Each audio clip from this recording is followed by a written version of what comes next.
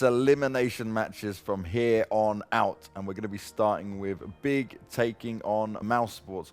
Quite a little bit of a grudge match in terms of ex-Big players being on mousesports back in the day, a little bit of legacy and history in it, but this is a very different mousesports to all that times back then.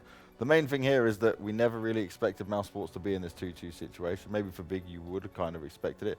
They've only now just beaten Complexity, who have not looked in good form, at least for this event, and then Tai Lu, which was kind of one where you would expect them to win. Yeah, well, you would have expected them to win a lot of their games. We did predict against them on that match. I will just say it for context. Just for the sake of being honest. Yeah, you know? yeah.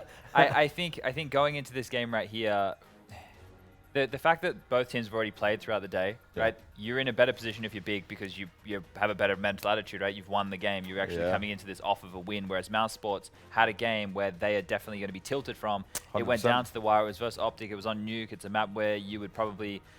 They won 16-1 against Cyberzen on Nuke in this, you know? So it's not that they can't play Nuke. We know that Cyberzen aren't very good. It's a bad comparison. But really. It's a map that they don't mind playing against Optic, who, for them, sure, they're a Danish team, but they're definitely having a lot of fluctuation at the moment as well. Yeah.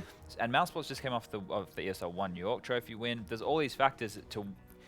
Let's just talk about this. Last time round, the last Starladder, when they still had Stico, that was the breaking point for Stico in that team. Absolutely. That was the point in which they didn't do what they wanted to do or needed to do. Yeah. And the team at that point, there was discussions happening at this event last time round on whether they were going to keep Stico or not, right? That happened.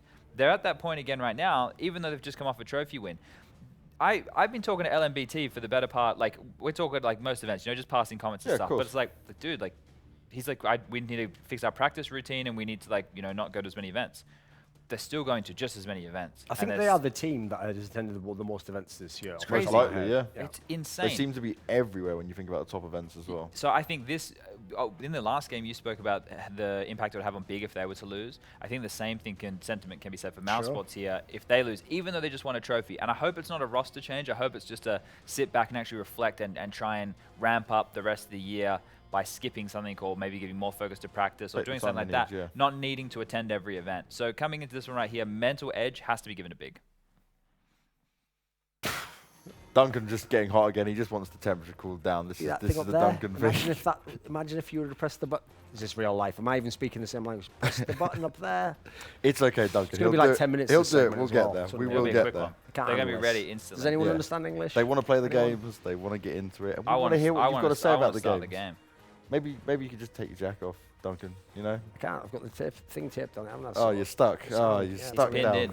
Don't worry. We'll get you out of it. You'll be fine. Now, looking at the Big side, right? They've been a bit underwhelming. They talk about the tactical side of things, but a best of one, this gives them the opportunity to try and upset mousesports here, right?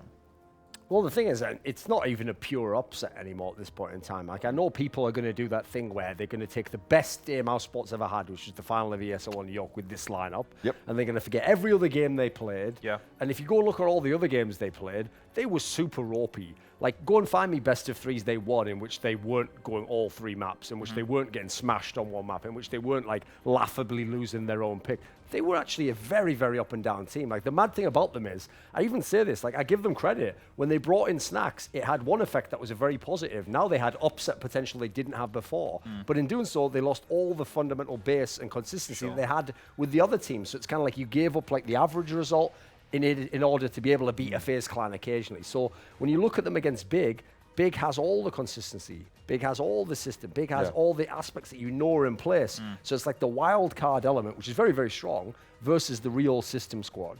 Now, touching on that Snacks point, right, we saw, I'm pretty sure you guys saw the interview as well, where they said Stico was actually kind of communicating when out of it, was helping with the communication in general for the team, right? So that's quite a hindrance in terms of maybe they need to kind of, like we're saying, take that time off and work things out in that sense. I mean, you're never going to get to that same level, though. Like, that's like a player who's taken that on himself and he's got the mentality to do that. Exactly. No one in this team is going to do that. Snacks isn't going to do that. Rops isn't going to do that. Sonny isn't going to do that. Oscar barely talks anyway. So you're going to have to go a different route there. You're not going to be able to recreate that, I don't think. Yeah, that's a skill set that that people don't realize what certain players bring, right? And sure, that Stico, firepower-wise, if you compare Snacks at his peak versus Stico at his, you would say Snacks is a better player, right? Of course. But Stico actually, when he got to play for Cloud9 at the major, he was putting more star roles and he showed that he could frag. Sure. So you see what is capable over a short period of time from when he was on mouse to now. It's still the same meta of Counter-Strike. We're talking in the same span of 3 or 4 months, right? Still able to play as a very good player.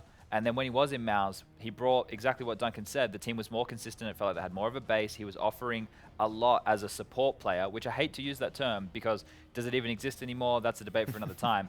But supportive elements that players bring that he people was don't supporting know. other people. At least you can use it that way, Yeah. right? So by communicating for other people, let's just say, for example, this is completely hypothetical, but let's say that Rops, when he gets in a firefight, he can't communicate, but Stico's already dead.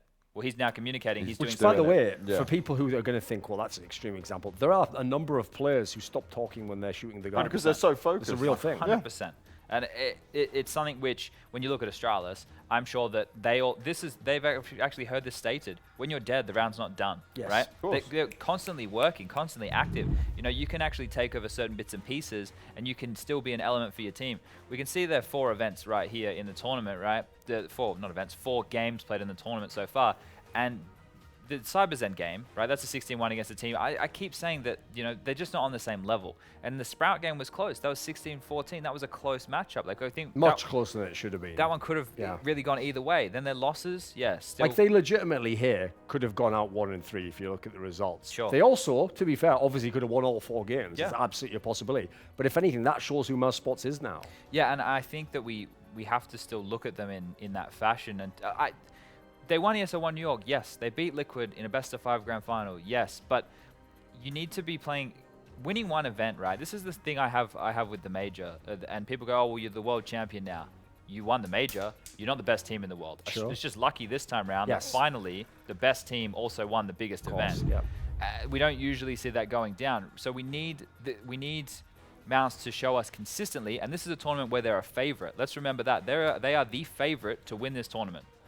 On paper, out of all the squads here, you'd have to say mousesports are the best team. And they don't tend to perform as well when they are the best team, or at least touted to be the favorite of a tournament, or at least one of the favorites. That's actually why I think this match is so interesting for Mouse, because if they win this game and they get to the bracket, and you look at the teams that are already in the bracket They stage, should win still. they probably win the title. Yeah. This is probably the trophy, and all of a sudden, if you only look at the headline, 2 events back-to-back, they're back in the stage, you know, Snacks has adjusted. It all sounds brilliant if you don't look at the minutiae, but that's why you've got to look at the details of how someone got somewhere, because at the same time, they lose this game, all of a sudden that whole storyline just disappears, even though it was set to go, and at that point in time, it also, by the way, becomes a mad free-for-all for this event, because at that point, okay, you've got NRG, they haven't really won many big trophies. Beyond that, you've got all these crazy underdogs. At that point, I think the entire tournament becomes wide open. Yeah, we just had Big's results as well. They're going to potentially reverse sweep if they win this one, right? And that Fragsters loss as well, that was a pretty tough one was to crushing. take. That was another one of these situations where maybe, I'm not going to say you overestimated your opponent, because I don't think Big are the type They of were team. in a good winning position for that one. I don't think they're the type of team to do that. I don't think they're the type of team to overestimate their opponent. I just think that maybe they were caught a little bit off guard by what the Fragsters had to offer. And that was something, like I mentioned, that I think Godby does better against teams that he actually either has a database on or he can prepare heavily for. Well, this is the funny thing, is that is a perfect example of where you see how much Godby brings to the team. Because here's another aspect, right?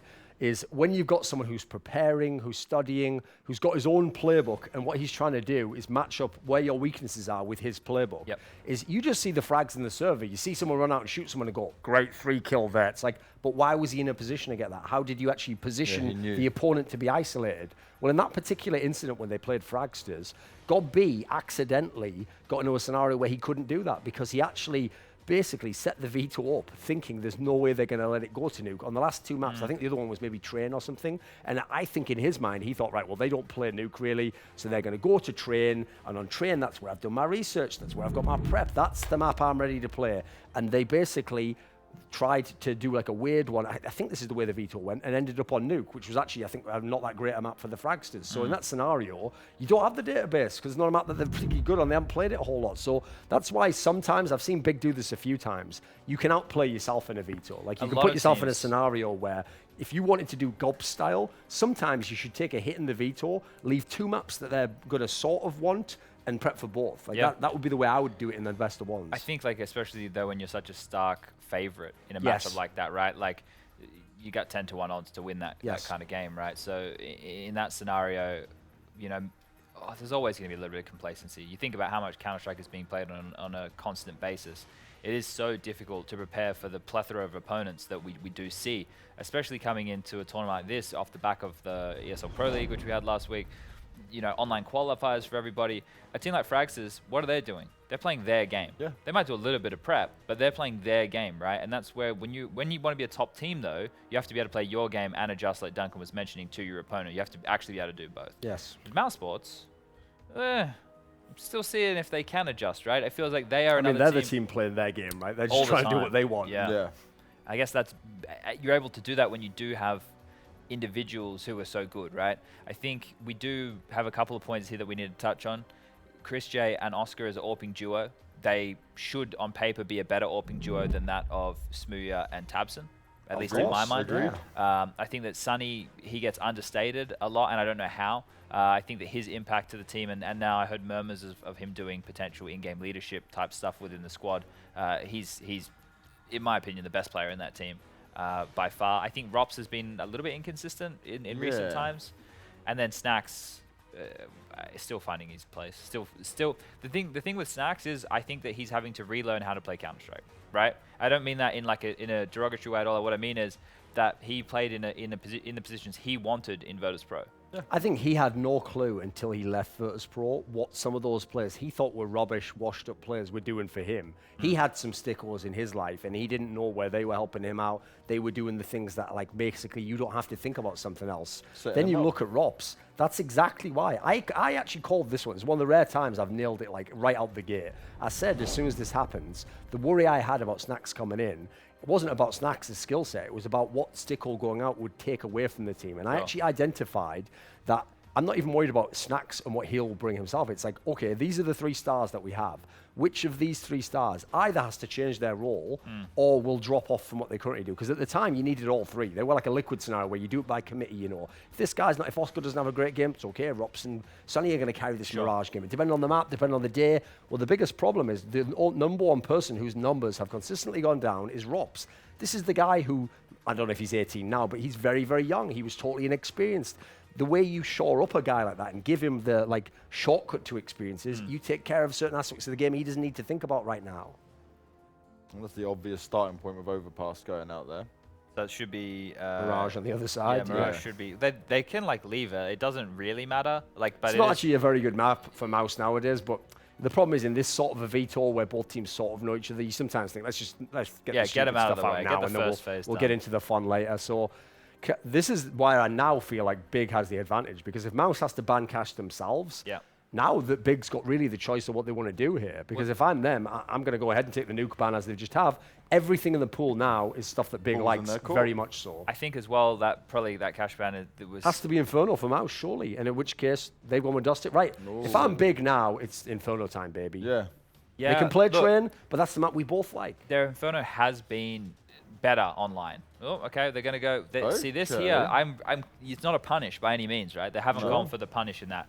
You bang on with the fact that Inferno hasn't looked fantastic for Mouse. Recent times online, it's looked a little bit better. But Train, look, this is where I lean towards mousesports, because even with the strategies, even with the structure that Godby can have, and I've seen him play teams like an absolute fiddle on his T sides. This is where I think the individuals of mousesports can take over. They seem comfortable on this. Their positions make sense, at least in my mind. Well, you're looking down the results there, kind of gives you a telling sign. Now, it's a bit back and forth though, right? In terms of what results are being put up there. And you were talking about the kind of the individual players that we want to see on the mousesports side. But Smooya, who had a quieter start to the tournament, started to look better obviously against Tai Lu, but Knee's your opponent. Do you think you can get much done here on Train against the Chris J's? This is a great map to have. In fact, his style of AWPing even. What I like about Train is this is like a true double AWP setup map. So you have for example, in Big, if you have Tabson AWP, he's going to play really far back. He's going to take angles. He's just going to hold his spot. He's going to be an absolute rock. If you have Smooya, he can go up close. You can obviously play that close range style around the E-box, around the outside, around like I guess it would be the 6 train. On T side, you basically pick what range you want to take a fight at. This is if you want to do you just peek out aggressively, take one shot and try and win an aim duel with an AWP. What a great map to do it on, actually. So Smooya could be very effective on this. And obviously, you're already thinking in your brain of the time they beat FaZe Clan at ESL1 Cologne on that. It was a fabulous game for a number of them. Now remember, guys, you can vote for who you think is going to win this in chat. #Big or #Mouse. After hearing our thoughts and obviously making your own decision as well. You can also go and bet on Loot Bet for it as well. I'm just trying to remember. I think Big actually ran Be doing some morphing on the CT side of this map at some point. I think he pushed up Pop Dog with an AWP in a game. I don't think we'll see... I think it might have been the major. Yeah, maybe the first week. I don't think we'll see that happen in this matchup. Hopefully not. But I think we may see him pick up the secondary AWP based on his position on the map. That may come into play. Well, the wild thing is, mousesports actually have 4 players who've AWPed, basically. Yeah. Because Snacks obviously was AWPing in VP at one point in time. Sonny's now started to do it. It's more map specific. It's usually like on Mirage, for example. Chris J obviously is a long-time AWPer. And Oscar was AWP on this map, used to rule the day. This was one of the other maps where people forget, yes, they made their name on Mirage. They had Nuke in their back pocket, so you had to ban it. They very rarely played it. Inferno, people used to pick it against them, but they used to win it.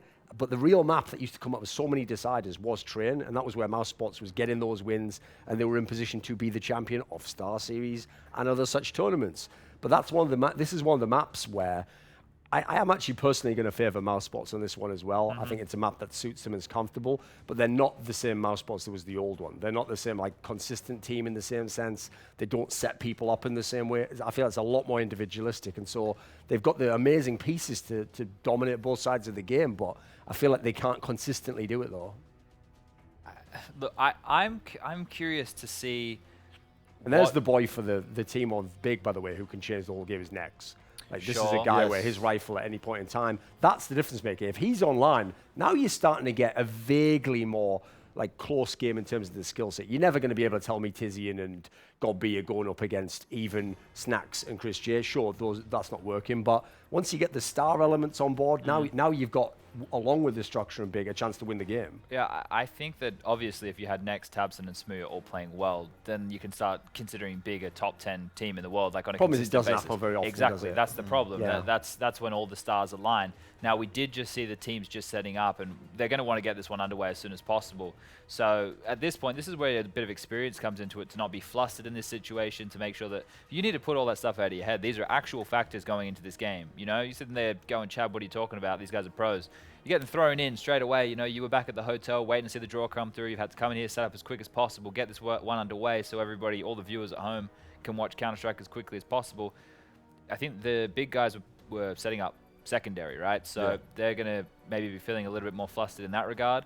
I've never understood that angle, by the way. Like the idea that like Rops was playing FPL one day, and then the next day someone pays some money into his bank account, and he's supposed to automatically have no emotions. Yeah. He's just locked in. He's practicing. He's got an 8 hours sleep. He's eating a macrobiotic diet. He's drunk his gallon of water for the day. He's done some Buddhist meditation before the game, messaged all his family and said he loves them, and made a life insurance. Like, no, they're still just kids. Like, some of these people just are really sick at pressing mouse 1 on your head with the aim. So, like, you know, people definitely go too far with thinking that these factors don't play an element. Like, it's hard, obviously, to analyze it. You're speculating, but I agree with you on that one. Like, on one sense, I definitely give like the factor of current form to Big because they played today. I think that's a massive advantage. It might be a problem if you play the best of 3 and you have to come into this one. You could be fatigued. It's ideal to have played the best of 1, and not even that long ago. What was it, like an hour and a half ago, 2 hours ago? I think it's the ideal time to have played and then come in and play mousesports now, who have to get going again in the game. I just, look, I know how fiery they can be from hearing their communication during a couple of stages during the major, right? And when things start going wrong, they just start speaking German to each other, which isn't great for Smooya because he has no idea what's happening, right? Yeah. That's something to maybe look for. We can hear it, but we have to kind of go in a position where we can't see the game. So it's not in that same regard. But if you get the camera on them and they start looking flustered, that's always a bad sign, obviously, for any team, unless you're Na'Vi. You argue and you still make it to the grand final of majors. But look, I think the tilt factor, you're going to see the difference of tilt factor. Big will argue. Big will sit there and they will argue. Mousesports will just go quiet. Mousesports like have that defeatist mentality of, well, like goes negative real quick. Yeah, and I think like if they haven't gotten over the tilt from their loss earlier against Optic on Nuke, then they're going to be finding themselves not. I think they can reset. I think both teams should be able to reset. With the T side from Big, I remember the Hellraisers game at the major, 16-9, and Godby's T side was fantastic. He played that rotation like a fiddle. You know, he forced them to have to cheat him out over towards that inner bomb site, did some really cool fakes, was all over it. It was cookie cutter in a way, but you could see that there was no real adjustment being made from Hellraiser's players because they thought, okay, well, Issa and Voxic can get it done, right? They're the players who can just step up and get a lot of kills. I don't think you get the same freedom here. I think maybe a couple more risks get taken on the mousesports guys, right? I don't think they'll get played the same way. They are going to win those force by situations. You know, Sunny is going to have a random 3K with a saved weapon and steal those rounds. That's where Big need to make sure that they don't get flustered, because those rounds are going to crop up here. Now, we spoke about the preparation thing for Gobby and Big in general. Obviously, they haven't had the time, right? You only get the draws. You should know a mousesports. Gob's the kind of person that will be looking over it and having a look at it at all. But how much do you think that's going to affect them coming into this one? Well, luckily, like in my opinion, Train has always been one of the best maps to this big clan. Like, I know they've put a lot of work in on Cash and on DOS too, but for me, it's Train is the one that I've seen the most like really nice strategies on. It feels like the one, if you think about how modern Train T-side is played, that really suits that style that we were talking about before, where you have the initial playbook, but then you make a mid-round read from what you're doing. Like, you take an area of map control, now you decide, do we stay here and leave a man? Do we rotate to the other side? Are we going to attack here? This is where Gobby should, in theory, be in his element. The problem is, on the other side of the equation, when you're against mousesports, they have that phase-esque quality where there's no real person you can kill, that when you kill him, you know the round's really opened up wide. There's still an amazing player at whatever spot you're going to, and so there's always the recovery factor. So it makes that style of mid-round reading a little bit more difficult to make like punishing in that same way. It looks like, if I saw rightly, Tabson had the last kill there on the knife round. So I would assume pretty safely that Big will opt to start on that CT side. And look, this is going to be this one here. It's just who's on form. I hate saying that because neither of these teams are going to bring anything overly exciting in this approach because of how last minute the game's been thrown together, right? Like how long have you had? Your coach has had half an hour since the draw came out, right? What can you possibly come up with in half an hour as a game plan to like counter this player or try and play around this situation? It's just go with a game plan that you have, that you like, and hope that the cards fall where you want them to. And I hate that that's a fact, but it seems that way right now because both these teams, obviously the reverse sweep from Big and Mao's on a bit of a tilt, they seem like right now at a very similar level. So at a very similar level, which kind of way do you think this is going to go? Because we've debated this back and forth. Prediction time we will look into. This is a real tough one when it comes to, especially with the map we've got. Yeah, I'm going to go with Mouse. I think that, it's not that I think this is going to be a really close game. I think it's going to be all 30. It's going to be back and forth affair. I think it's going to be a close one. But I think mousesports, if they lose this one, it's off some catastrophe. It's off a meltdown. It's off them not being able to get over their last loss. I think still, pound for pound, skill-wise, they have better individuals. And that's where I'm leaving this one, because I do put a lot of stock in Gobby's preparation, and here he hasn't been able to do as much of that. I agree with that. Duncan. Yeah, I'm going to go for mousesports on this one. I do think it's a very strong map for Big. It's one of the ones that I feel like their style looks really awesome on. They actually do seem to have some level of cohesion. Like, I haven't seen as many seeming communication problems observing from the outside and having to speculate. The problem is, I always think back to that game they played against FaZe in ESL1 Cologne, where they looked amazing. Big was doing a really great job there. The difference is, this isn't FaZe Clan. Like, this mousesports team, a lot more comfortable on this map. They don't have to win a massive CT half to have a chance still. They've got players who I think even fit the style on the T side. Like, they have a really nice distribution of like totally different playing styles for this one. It's not like three guys who want to go to one spot and only one can. So I'm going to edge it to mousesports and say that skill prevails. Okay, and in terms of just like win conditions for either side on this, obviously very much on the preparation side for Big from what you were saying, Sponge, but in terms of mousesports, we haven't seen as much from Sunny, right, just for this event in particular, and we saw him as one of the heavy hitters, especially in New York. Yeah, I think he'll turn up here. If we just quickly think about how this setup goes around, right, we've always got Rops over towards that inner bomb site, Oscar playing swing with the AWP. Chris J is actually the one in more of the front line with the AWP. He likes to play close up towards team mid and stuff. But this map with Sunny and how he can pivot, I think that he's not going to be so aggressive on the CT side. I think that we're going to see more of him on the T side with those multi-kills and actually converting rounds in the mid-round. But here's the thing, because this team, with Counter-Strike and numbers on the board, a lot of things that people don't realize, this team isn't set up to have two clear stars, right? This team is set up for everybody to do their jobs at all the time. So if a team always comes at you, right, and you're going to get a lot of kills in the game, or you're going to get no kills in the game. So it's one of those factors. All right, well, it's time for us to get into the game, and I think myself, I'm going to probably side with Big, only if we do see next Smuya and Tabson step up. It is 100% what's needed here. But we're going to go and get into the game, so it's time for Harry and Vendetta to take it away. Well, this is an exciting one, Halvor. I think this is going to be one of the highlight games. I think the highlight game today. This looks unreal, and I'm hoping we didn't see a choke like I'm doing right now. But I'm curious. What way do you see this one going? mousesports versus Big, obviously.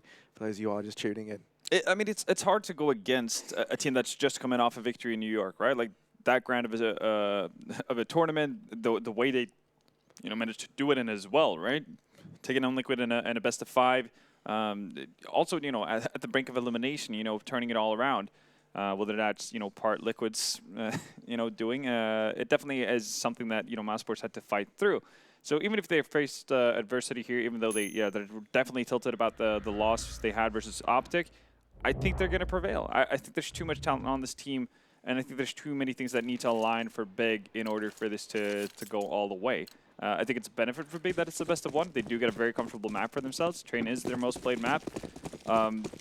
So they have that going for them. But yeah, I think what James mentioned there right before he threw it over is correct. They need Next, they need Tabs, and they need Smooya. Well, let's see as this push in towards the A bomb site from mousesports is well and truly underway. The smoke's going to rain on in and separate Next, that man in question, from the encroaching mousesports players. Bomb going to go down. And no one is moving here for Big, so... Smooya's just taking a bit of a break. Yeah, it looks like... I mean, maybe we're going to be getting that restart. Come on in. This is where I'm curious about it, right? Because there's always this funky rule with whether or not teams have taken damage before a certain point, so on and so forth, right? Yeah, I'm not sure how that's going to pan out. Nobody's died at least, so I guess both sides maybe could be okay with resetting the round. I mean, mousesports didn't exactly do anything mind-blowingly new in terms of how they executed that pistol strat, so it's not like that's been busted out, from a strategy book from ancient times. We'll see what comes of it. Not really sure what it seemed to be the issue, but might have been something with Smooya's PC, because he was the one who just was standing completely still. See, for me, I think that, with this Big roster, a lot of their talent lies in their ability to go away and break down an opponent and get to know them really in depth and really have these set pieces figured out on how to counter the exact kind of guy that you're up against. Something that the desk touched on. That's always been like a very Gob-B thing as well to try and do. Oh, absolutely. That's why they come out of the shadows every now and again, like for Cologne, right? Yeah, exactly, right. And I mean, I think as well, it's always about, one of the reasons why we see Big, they'll step up at these big events is that exact reason. They really do go all in at kind of preparing for the big opposition.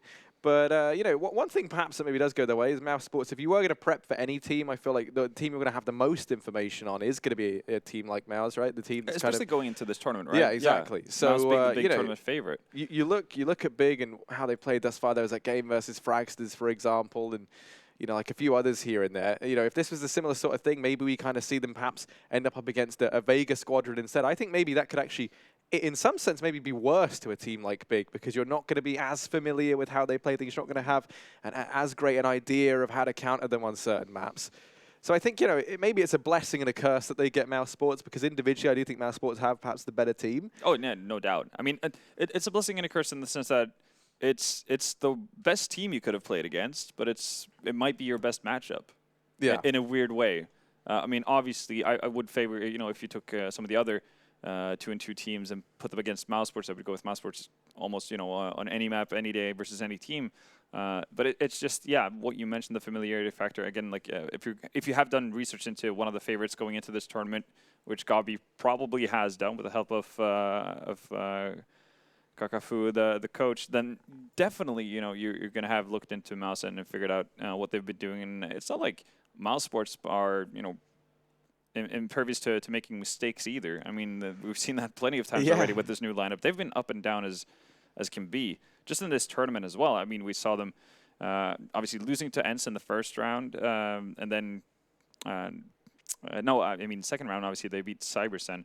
But yeah, they lost to Ents, which sent Ents through to the qualifier, and then, narrowly lost to Optic as well. But they've had bounce back games because they started off losing, crushed Cybersen, lost narrowly to Ents, and nearly had it back versus Optic. I think this could very well be a kind of a bounce back game for mousesports. The one issue I have seen with this Mouse squad is, you kind of look at their path through this, and one of their wins being versus CyberZ is like, there's physically no doubt in your mind that they should be. Hey now, Yeah. CyberZ beat Renegades. Renegades are through to the playoffs. I mean, yeah, like, there's some mental gymnastics to try and build that one up. Yeah. No, there's no doubt that CyberZ has been the weakest team here. But yeah, I mean, just the opening they have versus Sprout, which was on train as well. That was 16-14. Super impressive first half. Yeah, no, exactly. Then it all started to fall apart, right? So I'm thinking, you actually look at their path here at this one event, and that game versus Sprout, they almost threw that away. The one game they've actually taken cleanly was versus CyberZ, which everyone apart from Renegades, and even then, I think for Renegades, I don't even know how that happened. Yeah, just nobody really knows. Exactly, right. So, the only team they've been able to beat is the team that everyone else is almost 16-1 pretty comfortably as well. So, you look at it like that. They've had one convincing victory. Then they've had a loss versus Optic and a loss versus ENTS as well. Then they're going to be coming into this versus a team like Big, where, you maybe kind of compare and contrast. And I would say individually, you'd say mousesports are better than a team like ENTS perhaps. And, maybe even, this Optic roster is still pretty unknown. Big definitely going to be, I'd say, the tactically more sound team. Oh, yeah. But there we go. It's you and I. We some ventriloquism. But yeah, I mean, I'm just, for me, I think Big could take this. I think this is a pretty good matchup for them. I think the fact that it's Train, it's a good map for Big. It's one that they're going to feel right at home on. And to be honest with you, when you kind of stack up the Chris J plus Oscar versus Smooya and Tabson, I'm not entirely sold on the Smooya and Tabson Orping duo, but I think Smooya as like an individual is a fantastic Orping and could definitely stack up against the likes of Oscar. I mean, you saw that I'm curious to see how that goes down. Yeah, at the major, Smooya was balling out. Highest rated player. I mean, he was doing plenty of work, even though he had a bit more quiet showing during Cologne. I mean, it's still working within the team to see them having success, and I think that's the more vital part really to bring out the fact that as much as we harp on Tabson and Smooya and someone having to show up and so on, we've seen that Big have been able to find results without necessarily those two being the frontliners as well. During Cologne, Next was having a bit of a I guess throwback kind of a tournament to his days in mousesports and that kind of a thing, when we saw him being probably the best German player for quite some time. So because they have such a fundamentally sound system around them built by GOB, they can actually get a lot out of not necessarily star performances from their star players as well, which is cool. Yeah, and I think Tijan is gradually getting better and better as well. Yeah, I mean, I think we've had some decent performances from all the big guys thus far. One thing is his technical pause looking like it might drag on a little bit longer than we originally anticipated. Yep. It's given us a little bit of time there to give our thoughts at least. We've laid the ground, I think, and now I'd say we just let that speak for itself. We're going to head and give this one over to a quick break, and then we'll be back with mousesports versus Big.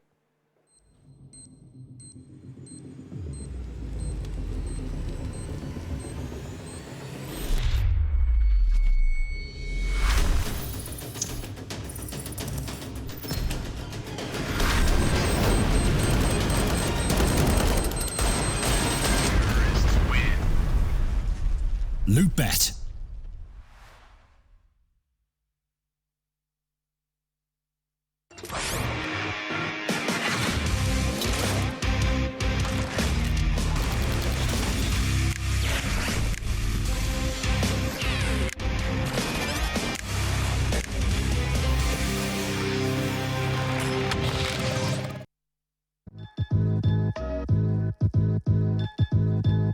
With Hellcase multi-cases, you are no longer restricted by random case opening mechanisms. Now, you are able to pick any of the cells containing skins and actually determine what you win.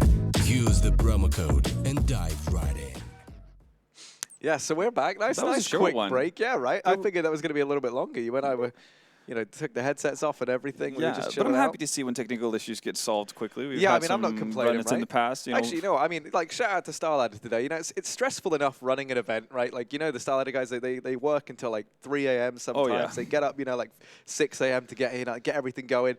And then that's stressful enough. And then suddenly it's like Valve dropped literally the biggest change that they've ever made to CSGO midway through their event. And they've still been able to sort it out so that the economy changes haven't, affected the way that the games are being played. And that technical pause there takes, what, a few minutes? So you kind of compare that to other things that we've seen. Now, I think they're doing a fantastic job. Absolutely. So shout out to those guys. Yeah, and so here we go. About to get back into this one, Halvor. Big versus mousesports. You know, I kind of made it maybe a little bit clear that I'm leaning the way of the German UK, you know, boys in this one. I was about to say How are you feeling? the German team. I still think of mousesports as a German team for some reason. I mean, it doesn't make sense at all, but it's just been ingrained into my brain. Like in my head, Gabi is still in-game leading that team. But yeah, no, I can see why. I mean, you brought it up. They haven't looked convincing, you know, on the side of mousesports in this tournament so far. And whenever they've played Train as of late, it hasn't been remarkable results by any means. I mean, you had the Sprout game, great first half, miserable second one. And if you go a little bit further back to ESL 1 New York, they dropped Train versus Gambit.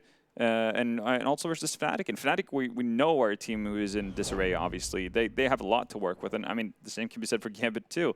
So, you know, if history is anything to go by, mousesports shouldn't feel too comfortable going into this matchup. But we're going to get started once again, and it's going to be back to the pistol round, even though we did see mousesports get a bomb plant down before the technical difficulties happened. But both teams should be perfectly fine with this.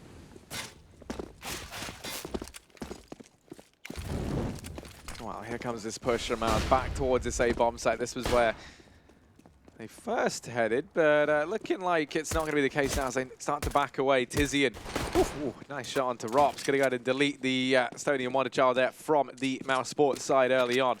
And he's been pretty key. You know, I think that's largely on the back of Sunny not having the usual performance we've seen, the responsibility kind of being shifted onto guys like Rops to have the impact. He's gone down early. Oscar's now going to be joining him. Snacks chiming in with one. There are still more players to be found, though, out here towards this A bomb site. In fact, it's everyone in the server on this bomb trade. And oh my goodness, Tabson has just annihilated everyone. Here he is, Sunny. The hope from Finland right now going to go down. So never mind. There's no hope for them in that round. That will be big. Picking themselves up the pistol here on the CT side of trade. Not a bad one at all. So they get the start that they want. And yeah, I think if, you know, we've talked about Sunny a bit pretty much every time we've had mousesports in front of us. And obviously that's partly because he's such a vital player to that team. And maybe, you know, that could be a big part of the woes that we've seen out of mousesports so far at this tournament. The fact that Sunny has had a really off event from start to finish. But if there's any time to turn it around, it would be now before potentially heading into the playoffs. I think he might actually need to have a bit of an old self kind of moment to bring mousesports over the finish line. Well, here is a dead Smoothie down towards Ivy. That's a man advantage as handed over. Oscar's going to be the man to don it. Now, Rops toying with Gobby down here towards Pop Dog. And he doesn't find any damage. mousesports looking like they want to try and set up for the A play. They've already found themselves one, and you can see the effect this has had. It's left Tizian alone inside of B. You force next round in through CT spawn to take up position at Ivy. Gobby does spot out the players in main, but he's not ready for Snacks. Luckily enough, Tabson is in position to trade. They're not entirely prepared for next, and the timing not quite there to allow Oscar to keep the man advantage up in favor of Mouse. They're still doing a good job, though. And Nex, leaving that Ivy position even just for a second, has allowed Oscar to work his way out. He now has that scout to play around with. 30 seconds left. Time starting to work against mousesports here, but Oscar, he's going to go ahead and decimate Nex on the peak. Tabson doing damage, not quite able to find the kill. Now has to try and buy time. Tizian nearby and in connector. Tabson going to find a quick double, make that the triple, the hat-trick, the quad in total rather. And Big will cement that second round, albeit by the skin of their teeth. It gets a little bit risky towards the end. A little bit dicey, but Tabson's there to sure things up. And he was obviously the big driving force in that cash game we saw earlier today for Big. No doubt about it. And having Tabson coming in and feeling in hot form, that's going to be an issue for mousesports if their individuals can't really live up to theirs. Already a tactical pause actually coming in from mousesports. It was very early on.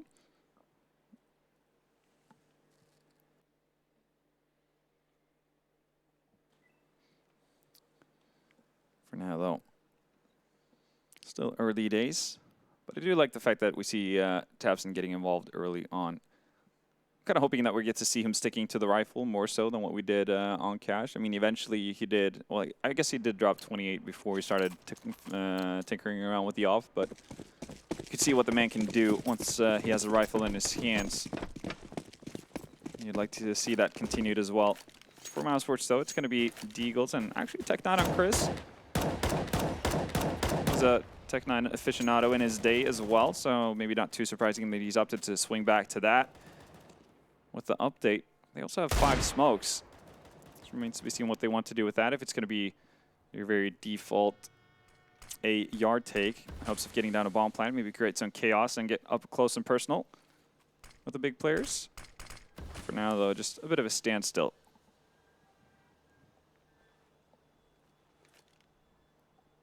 This is such an interesting force to go for over on the side of mousesports. And it's one that, you know, could really get them off to a bad start if it doesn't go their way. It's a massive gamble to take. Smooya going to go ahead and eliminate Chris J. Now Oscar taking up position where the IGL and secondary AWP has full job. B does get bested by Rops, but Tizian's nearby to go ahead and help out. And he even spots Sunny there on the peek on over. I think he's got a nade. Actually already gone ahead and threw that out a little bit earlier on, but it's just Sunny and Snacks left up. 2v4, and at this point, if you're mousesports, you're going to be sweating bullets. You put so much on the line going for this risky force buy to kickstart this first half. And now potentially it's about to fall apart for them. Tizian spots out the players here outside of B. 20 seconds, they have to commit to it at this point in time. There's no time for them to hit the A-bomb site. Next comes rotating in, and that is a missed smoke and a half from mousesports. They're going to go barreling on in, but Tabson and Tizian lock down the round. Big going to be picking up their third, and now a fourth on the horizon as well, thanks to that force buy from mousesports. And that's the scary thing. I mean, I like the idea. I like the idea from Mouse, but it does feel like, you know, maybe they should have just tried to give something a bit more traditional, played their own game. You understand why you have that massive potential now to reset big if you pick it up, and you came so close in the round before. But, you know, they take the gamble. Ultimately, it doesn't pay out. And now they have to deal with the consequences of that. Yeah, we saw what happened in North when they were playing versus Energy on Inferno, having extremely successful eco rounds, and that leading them into force spying early. And eventually that spiraled out of control to the point where they would be down 8-1. This time, though, finding Gabi. It's at least one step in the right direction for Mouse, even though Snacks goes down to 4 HP. But then again, it's only an MP9 really given up from the side of Big. They're more than well enough prepared to deal with this. And we also have Smooya pushing aggressively here in Ivy. And as mousesports make their way back towards T-spawn, that might be a bit of a rough encounter. Sunny's going to be potentially the first one to get into contact with this. And Smooya's actually halted a little bit, tucked his way behind the container. That means the mousesports players are actually going to be able to sneak on by. But the rotation is obviously going to be extremely quick from Smooya.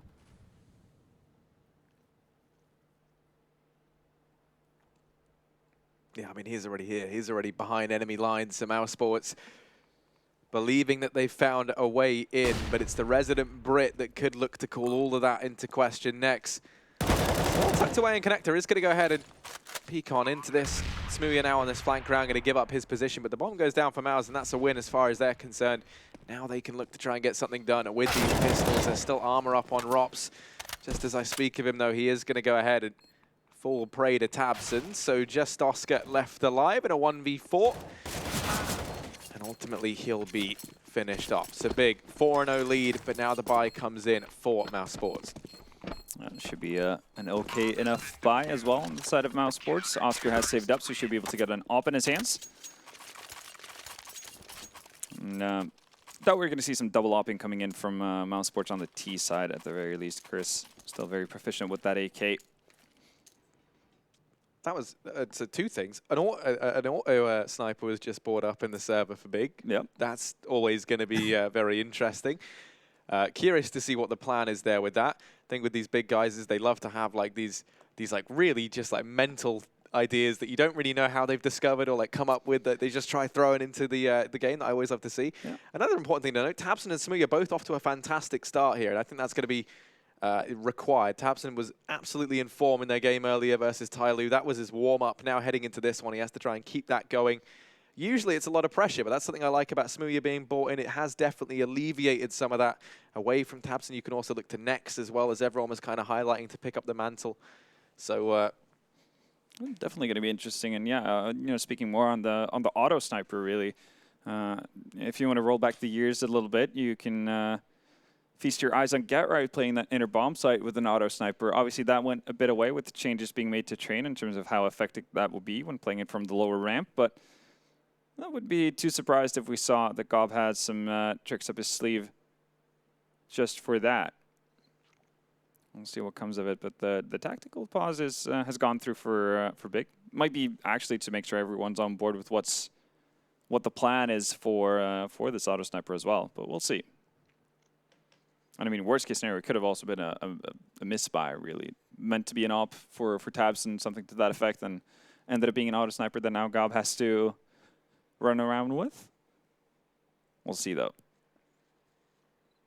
Or actually just for Smooya, obviously, because he was rocking an M4 in that previous round. Yeah, I mean, obviously, it's very easy for us to say bigging up the big over on the CT side. That's largely just because they won the pistol. They've kind of been had in the next few. Scary thing is, if you are big as mousesports, getting so close to actually taking that second round off of you. Luckily, we've been able to stave it off. So your economy's not really that threatened at this point. It's got to be Smooya with that auto sniper. Let's see if he has anything special in mind for that. Obviously, he's more known for his opping than his auto sniping. Let's see what comes of it, though. Oscar already posted up, and Nex might have shown his head a little bit there. He's going to find the first frag onto Chris J, though. Smooya with the auto sniper going right to work, so that's a 2-minute advantage in favor of Big. Almost right out the gate. All right, now what do you do if you're mousesports? A fair bit of utility has been removed on the side of both Chris and Oscar with them going down. Robson Sunny still looking all right. Snacks only with one Molotov. Smooya's still going to continue his onslaught here. Sunny is not able to win out the duel with the op in his hands, and Smooya's not giving up. He's feeling good about himself. You can see him screaming there on player cam. He's getting into it. Only Robs alone, and I mean, for Big to pick this up with, 5 players alive, that would be a massive get. Just long-term, Tishy in an awkward off angle, and Robs has no clue as to what just happened. And one thing, I mean, I always find it interesting how, the auto snipers always have this reputation of, the no-respect gun. But actually, I mean, I think that you'll find that they're pretty useless in, competitive play just because... usually the hard counter to an auto sniper is just an op. Yeah, right, exactly. Yeah. Because they're such a slow, bulky weapon, you lose the ability of any mobility. They're awful in a retake. You can't jiggle peek into it. Yeah, exactly, right? So it's very easy to be outmaneuvered by someone with a rifle. If they get close, it's very easy to get bested by an AWP at range. They kind of feel like a really weird weapon to try and use, but it's nice. I think that, big. Yeah, exactly. It is a very niche usage. I think it's always that misconception, just because in matchmaking, right? People don't really understand, how you kind of play against. I mean, hell, I don't. Yeah. But look, I mean, Smooya doing a good job. You can see constantly repositioning, and the reason for that is just how much easier it is to be bested by the AWP in that sort of situation. If they know where you are, you're done. They're going to win that 9 times out of 10. Job well done so far, though, from Big. And, again, we see some change-ups here from mousesports with the patch coming in. See Krieg in the hands of Chris J, and a bit of an awkward force buy, though. Not a whole lot of opportunity to speak of. A Galil as well, in addition to the AK on Sunny. Snags and Oscar, though, left to fend with pistols. And this is where something like an auto sniper can really be tough to deal with. I mean, you're limited on range already. We saw Smooya doing a good job of repositioning himself, so it's not going to be easy to find either.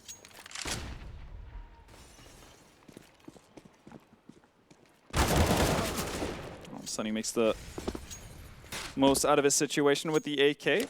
He's able to find Nex without taking any damage at all.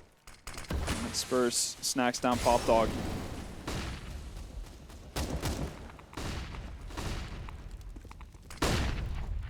Mousesports pushing on in. Here's Smooya with that auto. Trying to use it up close. He's going to go on a sneak round behind Mousesports, and now just raining in the death with the auto sniper. It is going to be Oscar left alive in a 1v2, but he has the deagle to play around with. Spots out Smooya, is still going to get dropped. Big going to be picking up a 6th round. And yeah, you know, Smooya's having a good year. Everyone's laughing.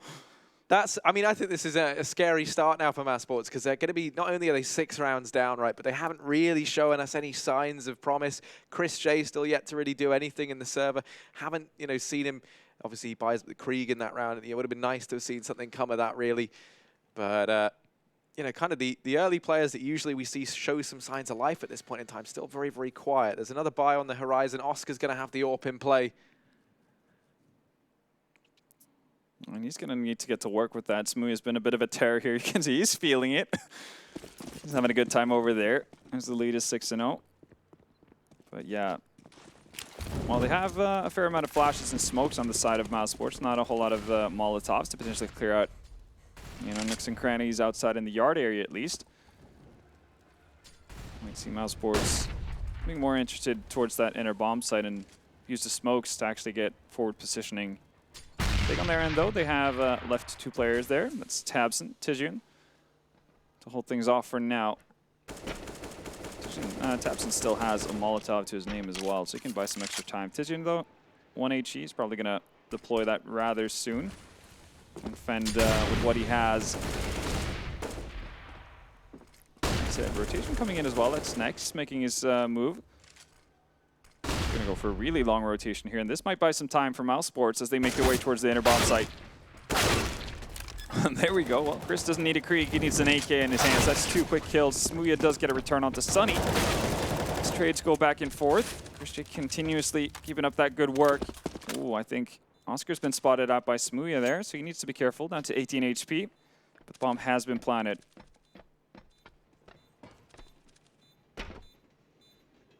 Next.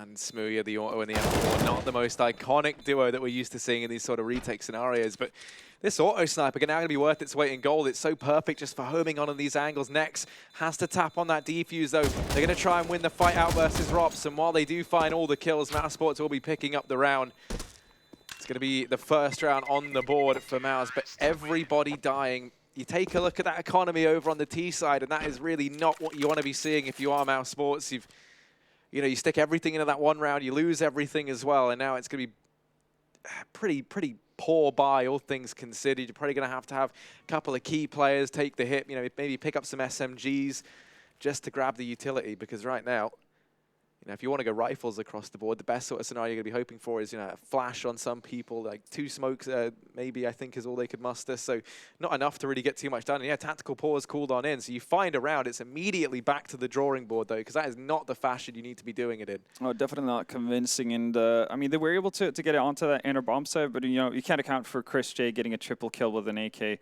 as he makes his move in. And you at least have to expect some sort of a resistance earlier on. And with less utility than what you had bringing into the round previously, it's not going to get any easier. We talked about it multiple times already. The fact that Big got off to that hot start means that they've got plenty of money to spare. Smooya's going to hold on to that auto sniper that he saved as well. Tabson's going to chip in with an AWP. So we're going to see that, I guess, well, it's not a double AWP setup, but it's a double sniper setup on the side of Big. And I did say it. Somebody needs to take a hit. That's going to be Snacks, who's going for the UMP to get more utility in his hands.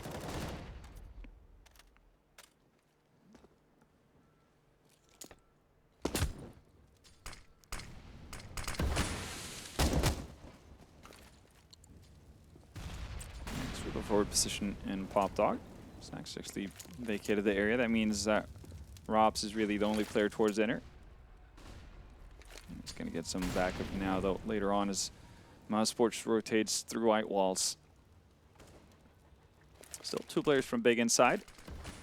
Again, Tabson and Tijin. This time, though, Tabson in a bit more of a passive position with that ops. No utility, though, to speak of on their side to really fend off any sort of push coming in from mousesports. They're going to have to do it with weaponry or just solid nades, as we see.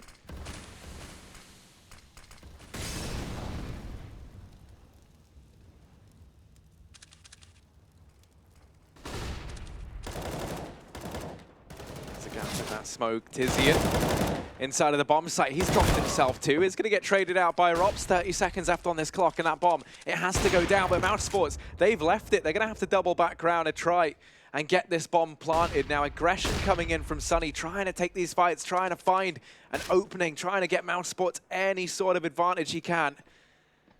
And that is so much to pin on the back of one man. Now Oscar lining up that flash they had does go out. It's Oscar left in a 1v4, and while he does find the first, that's going to be it. A very, very swift retake there from the big boys. They're going to move up 7-1 here on Train. And yeah, the reset that we alluded to, it's going to come in, though mousesports to get a bomb plant, so it helps them a little bit on the way, but big right now. 7-1 up, prime position to get up to 8. Before mousesports have any real say into it, you have to feeling pretty good about where they're at right now. Especially because, I mean, yeah, the two aforementioned stars on that side, Smoothie and Tabson, really showing up here. Just getting a solid contribution from Tijin there, as you saw on the inner bomb side, finding that double kill right off the bat before mousesports even get a little bit of control of the inner bomb site. There we go. It seems like mousesports wants to move towards inner again. This time Tijin is alone, but he does have a Molotov. Second he spots anyone out here, and just going to go down. Yeah, sees an arm. Calls for a rotation. That's Tabson who's going to move in. He's probably going to cover off higher for him. But again, it's going to be a bit of an uphill struggle for mousesports. Yeah, I mean, that's putting it quite politely. Tabson gonna go ahead and drop himself one, and now Tizian doing a fantastic job of anchoring this B-bomb site. Finally gonna get dealt with as Sunny and Rops. They're able to find themselves too. Sunny is able to grab himself a PT-50, does take a lot of damage there to get it, so not the most massive advantage we've ever seen. So much utility still up on Big. They could just nade this down and have denied the bomb plant. Instead, they're gonna heat things up for Sunny. Nade on Nex or Gobby should have been enough to finish it, but Smoothie is going to best them and beat them to it. 8-1 now for Big. And this is looking like a very, very convincing CT side from the Germans. And I mean, what a storyline that would be. To come into this event, they looked pretty poor early on, and this would be the full reverse sweep if they pick it up. And yeah. no, you know, you can't say that it hasn't been, you know, a challenging time to get here. Wins versus Complexity, Tai Lu, and you know, I mean, if they do it, it would be mousesports as well, which I think were a lot of people's favorites. It's a nice feather in the cap right there, beating out the tournament favorite. And yeah, and especially with the manner they went 0-2 with, right? Obviously, unexpected loss to Fragsters on Nuke, and then getting completely crushed by Optic on Inferno, 16-2. People were starting to give up a little bit. Maybe they figured that top 8 performance was the best we were going to see from Big in a while. But Tabson and Smoothie definitely have other ideas. Here we go. Tabson gets a leg on Snacks. Doesn't take some damage in return. He's actually going to go back in. Thinks about it. Yeah, toys with that idea. Perhaps going to try and catch mousesports unaware, not anticipating that we'd see that. Oh, Nex. Oh, he killed himself. Well, you know, not the best of starts there. It's definitely not a moment you want to get caught on camera. Just as we're building a real heroic storyline here for the big boys, but you know, that's all well and good. mousesports setting up outside of B. They found themselves the man advantage, courtesy of Nex. Now this push looking like it's going to come on through Tizzy, and he's been doing a good job of anchoring. He might have to step up and try and do it once more. Tabson does rotate in to help on out. The smokes, the flashes, everything raining in. Gonna go ahead and segregate these big players, but Tabson pushing through, has found Chris J. Oscar keeping an eye on this smoke. Not quite able to find anything, but keep your eye on Sunny, who's all the way over in this A-bomb site, wrapping round, gonna try and hit up Connector. Is he being flanked by Gobby? No, he's up towards the toilets, so... Ooh, Smoothie. This is a big opportunity to down Oscar there on higher. But it's still Sunny. It's still Sunny on this wrap round. He's been so patient. He's been so patient indeed. And now Sunny going to look to try and reap the reward of this lengthy flank. Smoothie is good for one, but that's going to be it. Everybody dies over on the side of Big, and mousesports managed to find themselves their second round. I know, second round. It's not easily fought. I mean, a little bit of fortune working in mousesports' favorite there with the retake trying to, or taking so long to actually come to fruition for Big. they obviously on there, and we're waiting for Gob to complete the full rotation around from Ivy. By the time he steps in towards white walls, get dealt with, and that allows all the time in the world for Sunny to make the full flank. But again, money's not an issue for Big just yet. Still going to get another buy-in, but definitely room for mousesports here to potentially turn the tides here. Gob's gotten close in here, spotted out. Rops fires some bullets back, but doesn't really connect. Actually going to drop down. This might come as a bit of a surprise for the big players.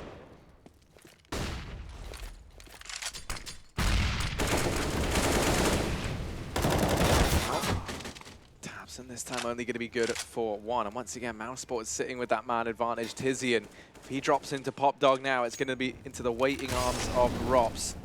Smooya desperately trying to fight for his life down towards Ivy, and they just go ahead and smoke him off for the time being. Flash down, but Rops discovered and dealt with courtesy of Tizian. He might have just made this round possible here for Big. It's now him and Smooya trying to deny that bomb going down, and indeed Tizian does. Oscar going to spot out the AWP for Big, but Tizian has the crossfire set up instantly there for the trade. And Big going to be stealing around straight back. That is going to be the 9th on the board now for the big boys. 9th on the board, denied bomb plant and second reset for the German side. And Smooya's having a good time of it, 21. You can also see playing that team game as well, setting up the flash for Tizian that allows the bomb deny to come out. And the second Smooya's in trouble, Tizian's there to not quite save him, but obviously secure the round. And that's all you're thinking about if you're Big at this point. Again, mousesports on an eco, venturing towards that inner bomb site. Dodging the bullets going through. It's going to be on Tizian again. Spots the leg, drops the Molotov, and gets a rotation from Tabson. So same procedure as every year.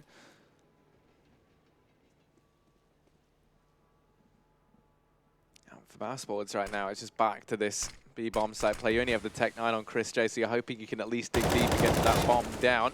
Tizian is going to get overwhelmed. Tabson now in an awkward spot, but Nex has just been the savior. He's come barreling on in on that rotation. Mo's down 3. Big moving on to round number 10. Up 10-2 now. The buy going to be on the cards for mousesports, but even then, it's not great. Even with the bomb plant, with the loss bonus, well, no loss bonus, 1 round. Limited loss bonus, to put it mildly. Yeah. They're able to scrape something together. It's not going to be great. Oscar can glass cannon the AWP, but you still have, like the MP9, the M4s, for example. It's going to make you that much more vulnerable. He does decide to go for it, so having the faith that that's going to be the weapon they need. And this time, a bit of a different round from mousesports. Attempted aggression down here towards Ivy. Nobby and Smooya reside. Big try they had at the aggression up here towards the... And you talked about it. You said it. MP9 versus armorless AWP. It's a picture-perfect example of things working out for you if you're on the side of Big. That's a pretty big scalp to get down as well. We haven't seen Oscar really get into this side of things too much here. I guess that is fair to say for most of the mousesports players. And again, just without too many options left. We're going to go towards that inner bomb side. Chris makes his way down the ramp, but not going to win out the duel versus Tabson. So it goes from bad to worse.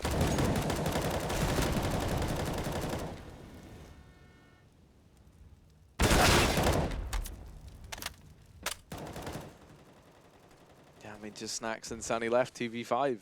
This is just an absolutely brutal half from mousesports already. Even if they go flawless from this point onwards, they find 4 rounds, going to go 4-11. That is not the half you would expect. That's really what they need to look to get now as well if they want to stand any chance of besting Big here. The momentum is definitely behind the Germans now. And even as it looks like they might be able to get away with something out of this by holding onto these rifles, that now gets called into question too. Tabson hunting down Sunny, going to hear him drop, so they know that he's down in pop. They're going to try and kill him after the time. If they get away with this, this is just absolutely brutal, and they do. Smooya peeking on in, drops Sunny. He's going to be left with $450 on the back of that one. It's not going to buy you a whole lot. And I mean, mousesports in this situation, yeah, obviously you want to try to get a good buy-in before the final round of the first half comes in, but boy, oh boy. MP7 out for Chris J. Pistols are all around for the rest of mousesports, and it's looking very likely like this could be a 13-2 half for Big. I think you were right in having their backs early on, Harry.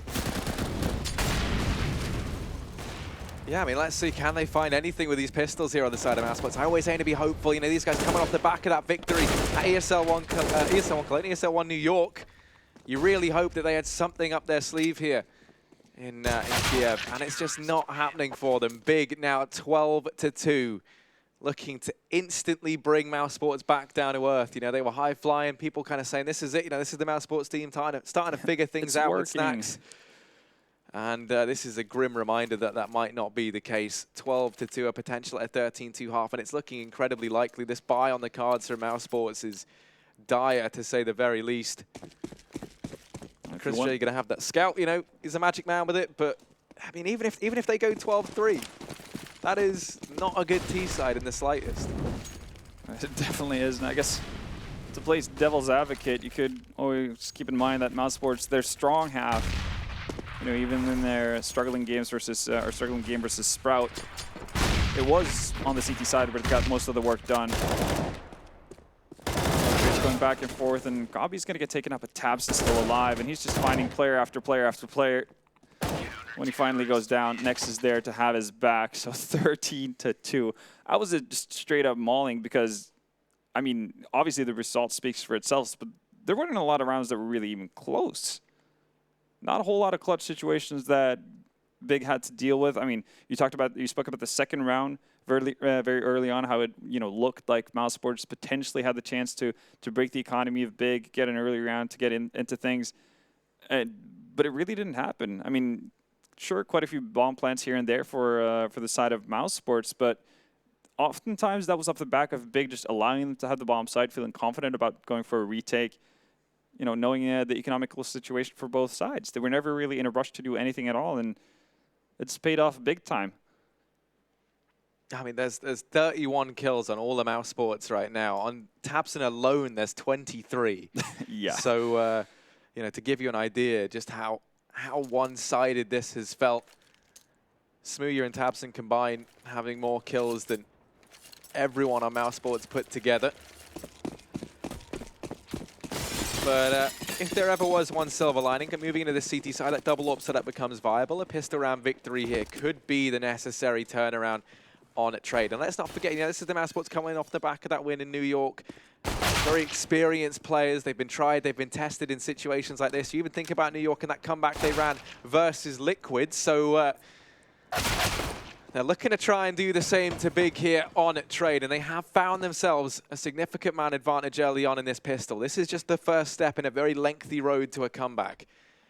But it's an important one, and a necessary one at that. Just Tabson and Gobby left up.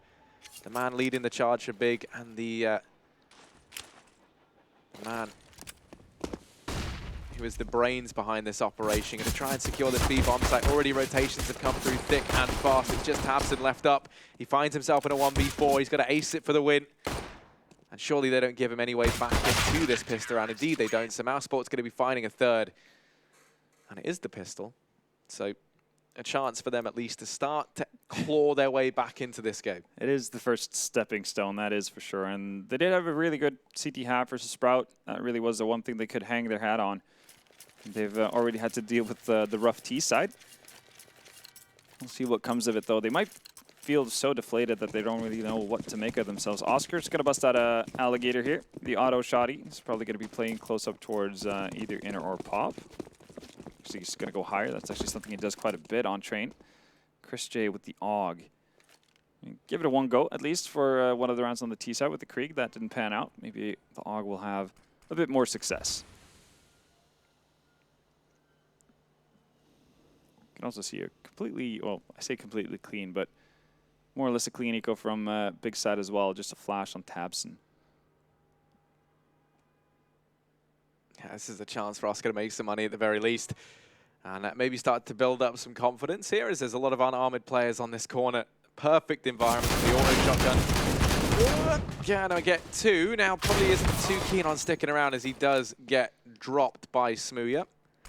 Already rotation in from Rops, and he's a very proficient actor in this bomb site. Smooya, all right, no, sure thing. Tabson gonna go hopping on down as well. Will be found regardless, so a 4th round for mousesports.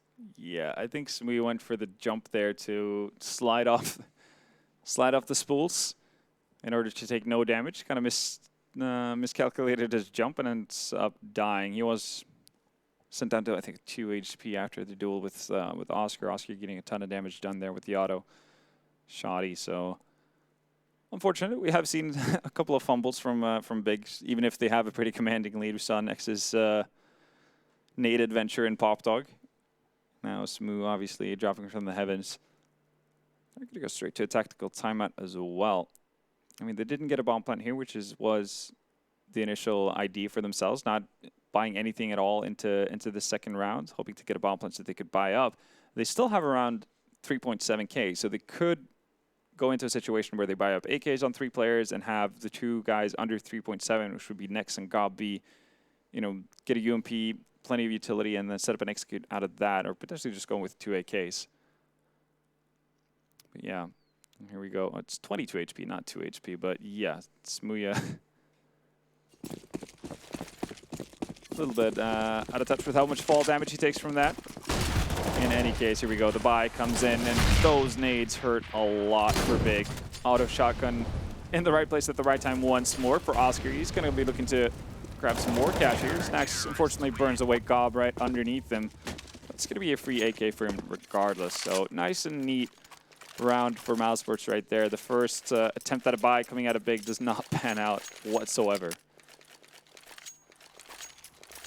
And I tell you what, if you're mousesports looking to try and get yourself pumped up and start believing that this comeback is possible, that's the sort of round that you're going to want to see, right? That was versus the that was the buy from Big, and they make it look like it's versus the unarmored players. So you can see the loot bet odds there on the screen, and still not all that one-sided considering the scoreline. And I think there's a good reason for that. mousesports still looking like they have a bit more left in the tank. Want to try and take this game the distance.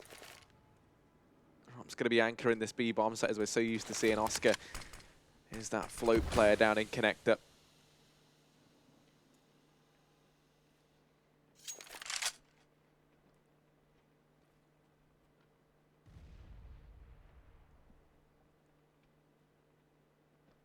Big just stacking up outside of this B bomb, so they're going to look to try and get this bomb down.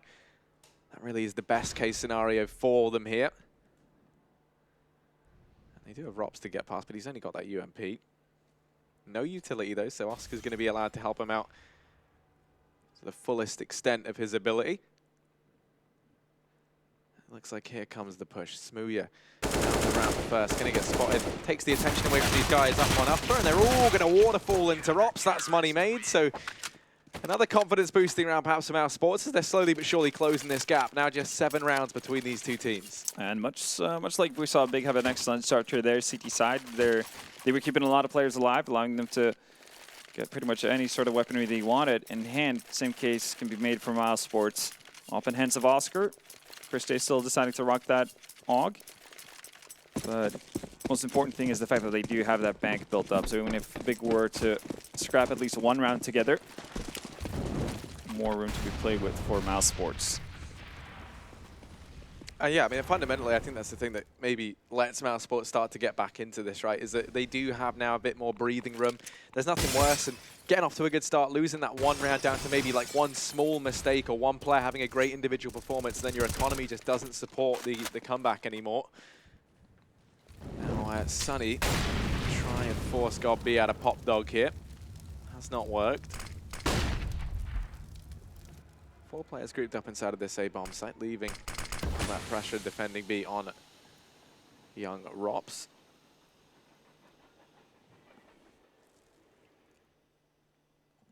Chris J going to be doing the budget Smooya with the AUG. From up on top of the green train, keeping an eye on main. 55 seconds in now. As that clock ticks on down, Big going to have to make this decision. The smokes, the flashes start to rain on in, and this site take well and truly underway. 3 players here to try and hold back the coming tide of the big, and there's Chris J opening up with the Org, taps down a second man as well. That's the bomb dropped out in the open. Chris J not missing anything right now. Snacks barreling through, does give up that 1 kill the way of God B, but Rob's immediately able to answer back in with the reply. And the damage at Smooya and Tabson, but who else would you want in this 2-on-3? 20 seconds left though, that clock going to start to be a real issue here for the big squad, and now they lose Smooya as well. Tabson spots the little feet of Rops under the train and does manage to find him, but 10 seconds, there's no way back into this round. mousesports locking in a 7th, and surely we do not see this comeback becoming a reality here on Trade. What would be kind of the thing that, or I guess the kind of story that mousesports have built for themselves in many ways. It's never really a neck-and-neck race in mousesports games, is there? It's usually either a big collapse or a big comeback. It needs to be seen, though. Still quite a bit of rounds that mousesports have to make up for. Plenty of opportunities and chances for big to get those final 3. For now, though, it's going to be limited investment on the side of big. Just that AK really saved from the previous round, and a couple of pistols. Not everyone even upgrading into any Kevlar. That's Tijin who's going to hold off on that. Maybe looking to potentially buy up an AWP for Smooya.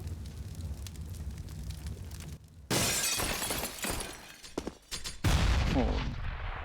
Wrong place, wrong time for Tijin as he drops down, gets greeted by an HE. Next also taking significant damage, so already being softened up here. And well, there's the follow-up. Get dunked, says Chris J, as the rest of the big squad moves towards the inner bomb site. Rob's well in position to deal with this. He's going to go down to Tabson. That would mean a bomb plant is at the hands. So even though Smooya goes down out in main, it doesn't really matter. We get the bomb plant that they needed and wanted. Tabson might be looking to do some additional damage. Gets a couple of hot shots onto Oscar before he replies. So 8 rounds on the board for mousesports, slowly making their way back into this. Yeah, for those of you who are just joining or maybe haven't realized the gravity of this game, this, of course, is the round 5 matchup. The teams with the 2-2 record, so it's all on the line. The winner will be making it through to the playoffs, the quarterfinals, starting in a day's time. The loser goes home, and neither one of these teams getting off to the best of starts here. If you're mousesports, you've had a pretty easy route, I would say, and yet still kind of fallen short. Over on the side of big, they lost their first 2 games, and they've been trying to pull off this reverse sweep. Now, both of these teams on the rise, both of these teams showing promise, meeting each other here, and one of them having to go home. This was a monstrous 13-2 half in favor of big, now 8-13 with mousesports catching up. Big boys idea bank looking bare, which not something we've ever really felt too accustomed to with Godby, but it does feel like they're running into a brick wall. mousesports doing a good job as well, finding this early nade damage onto Next. We saw those nades just worth their weight in gold in that previous round. Already Godby's been dealt with as Sunny steps up and finds the early man advantage. Next going to try and trickle on in, but Sunny finding the double out here towards A. And that's both of these players that had pushed down Olof, both these players that were applying that pressure early on, falling for big. Now just Tizzy and Tabson and Smooya left up to try and keep them in it. It's going to be a tough task to do as well. Nobody really from mousesports putting themselves in very precarious situations or positions. You have the tandem in Tabson and Tizian moving towards Ivy, though.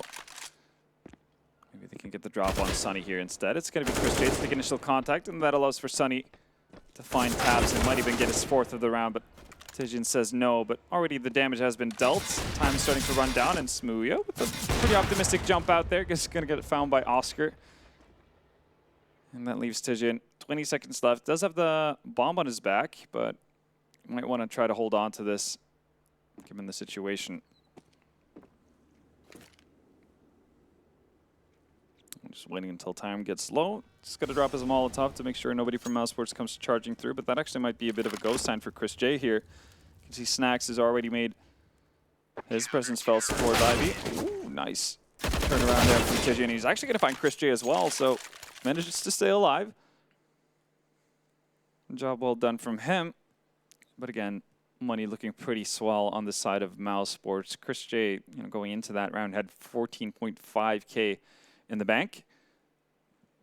Oscar sitting around 11K too, and as a result of that, you can see Chris J buying up with the double up setups coming out, but even after buying up with double up setups, you can see pretty healthy amount of money all around. Not the worst situation to be in for Big either. I mean, they might opt to buy into this with a saved weapon on Tijian. Could scrap together a half-decent buy, but wouldn't be too surprised if we saw Gabi going with a bit more of a conservative approach into this. Haven't really been able to do a whole lot, with the limited buys they've had. We saw the first Byron really get shut down immediately. So maybe they do want to opt to get an op on Smooya, maybe all the utility they can potentially get together. See what happens from there, but it is actually going to be the buy-in. So 3 AKs, CZ on Smooya, Tabson, okay, he's going to find the final AK. So 4 AKs, no op in sight. No utility on Tijian, he has to save that weapon after all. See, if I'm Big, I haven't seen anything yet that would inspire too much confidence, but here is Tabson. If one man can help you start to believe in the big boys again, it is going to be Tabson. He's opened things up in this round. Now the push in towards B, and Oscar actually going to miss the timing there, so players do get out from ramp.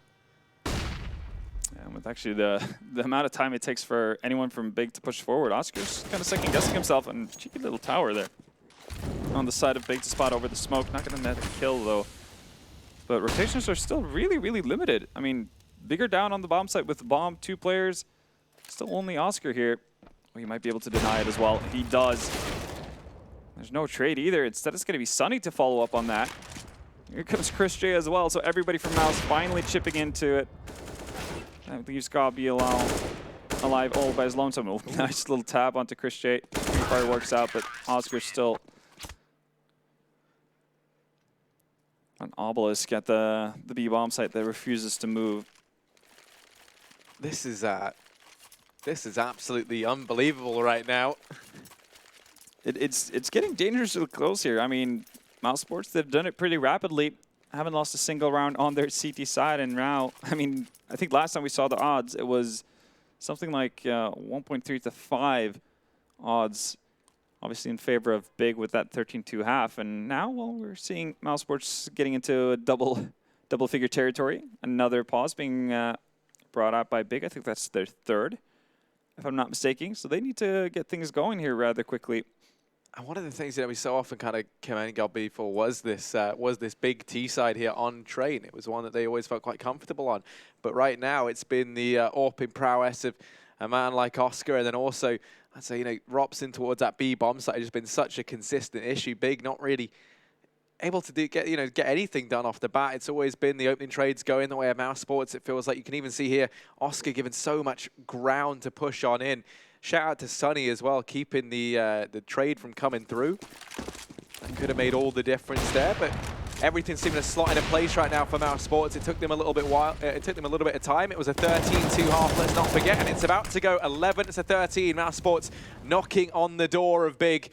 Gabi left in a 1v5, and there should be absolutely no way back into this round, and indeed there is not. That door is firmly closed shut as we head on in to our 24th round. It's going to be 25th round, rather. It's 11-13 right now. Yeah. I mean, as you said, oftentimes we hail Gabi for having such a solid game plan to follow through, almost regardless of what side they're playing on. This time around, they've seemed a little bit lost in the dark. I mean, in that previous inner round, Tabson even gets the opening kill out onto one of the mousesports players out towards A.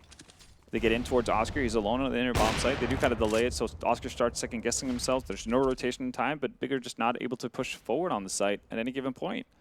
They go for a bomb plant before they've cleared out anything at all. That allows for Oscar to get up on the train and deny it. It's just kind of spiral. This time, though, Tijian, an opening. Somebody to be able to reply? No. That is a big one from Tijian. We saw him coming up with a couple of double kills as well in the first half. Now this could be what solves everything for Big. This is the best opener we've seen this Big T-side have in their entire empty half thus far. A two-man advantage gained off of the bat. You find Sunny and Chris J as well. What a pairing to find down here toward the Ivy position. And Snacks now trying to maneuver his way around Old Hell, but he's going to get burnt out. And it is just Oscar left. 1v5. Fancying his odds too highly, and they do know where he is. They're hunting him down, trying to deny him, holding onto that AWP, and indeed they do. 14-11 now for Big. And, you know, sometimes what you see is, you know, whenever a team picks up the round, they break that curse. They kind of, you know, can get into their heads. They start to believe, okay, we can close this out again. The only issue for me is that round is solely one off of Titian's performance here in Ivy. Winning out that duel, Christian misses his op shot, and Sunny's not able to follow up on it. Obviously, that creates a ton of spread inside the defense of mousesports, and that's really what wins them out. They haven't been able to do that on a regular basis, so you can't say that it's, you know, strategy winning them out that round. It's just, you know, happening to find your duels going your way, and that is not something you've been able to rely on your T side so far. So it's not set in stone by any means, and I mean, mousesports haven't lost a round in, yeah, well, forever before that point, so they're going to have money as well to spend.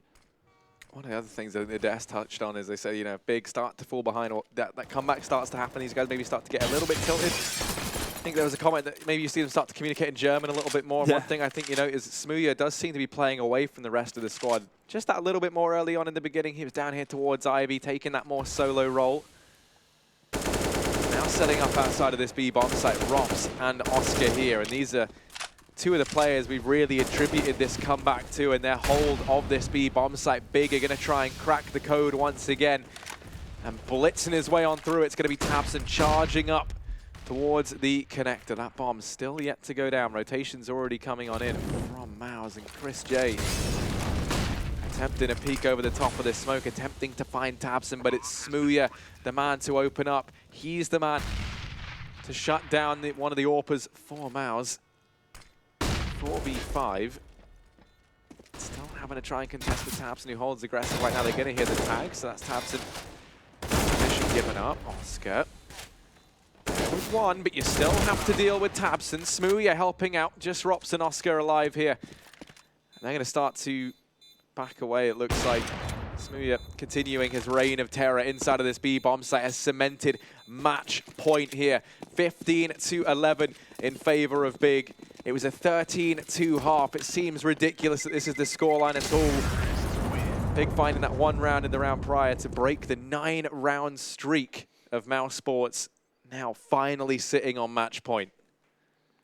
Finally, and a very successful intertake. Again, it's slow going for Big. They do get onto the bomb site pretty easily. Again, Tabson finds an opening, but it takes a while for Big to actually move forward. Tabson is the only forward player for Big in that scenario. If he goes down earlier, you see so much room being given up, because you can tell, you know, what kind of work Tabson is able to do from that train. He finds 2 kills eventually, but also just make sure that any sort of rotation or push forward from mousesports is going to be halted.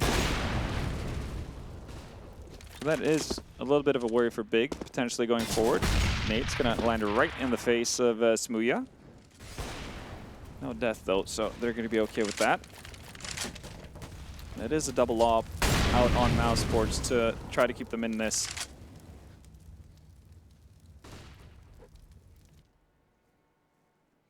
Chris J actually getting very aggressive here towards Ivy.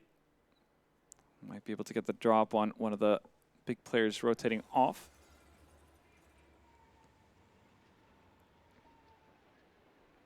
Right now, though, if he moves any further, he would run into the clutches of Smooya.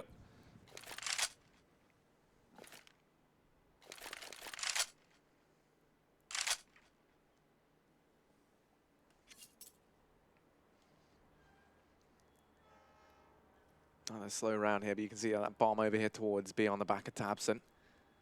He's actually the only player here as well. Curious to see how many players they're going to try to sell that with, but actually it's Tabson going out first, and that's the bomb as well, so no reason for mousesports to make it a bigger rotation. Nice little move there from Gabi, completely outplays Chris J. Not able to find the follow-up, though. That would have been crucial. Would have taken away a lot of focus from the inner defenders, but right now, 20 seconds left. All Tijian and Smooya can do is really save their weapons. Have another go at it in the next round. It will be money on everyone. I'm Big to buy up as well. Yeah. Kind of curious as to what the idea behind that is. I mean, having the bomb show first on Tabson. I mean, you know, the worst thing is for Big there is, you know, aside from that strategy, you know, really not sure, as you say, what the overall idea was. Is, you know, I mean, had they just found 1 or 2 more kills, suddenly, you know, mousesports, they didn't have any money really either anyway. They put everything into that round, so you'd have to see them take the hit in terms of utility. Maybe, you know, step away from this double AWP setup that's been helping them so much. But because, you know, you can't put up those same sort of numbers you have been in these last few rounds, you can't even find, you know, 2 or 3 frags. You don't get that advantage anymore. That's been taken away from you. You can see they've got everything they possibly need heading into this round. This is the perfect sort of scenario for mousesports to start to grind their way back into this game and force an overtime. The champions from ESL 1 New York looking to try and get back into this now versus Big and Sunny. Aggressive toward main. They're going to try and set a shining example perhaps early on in this round.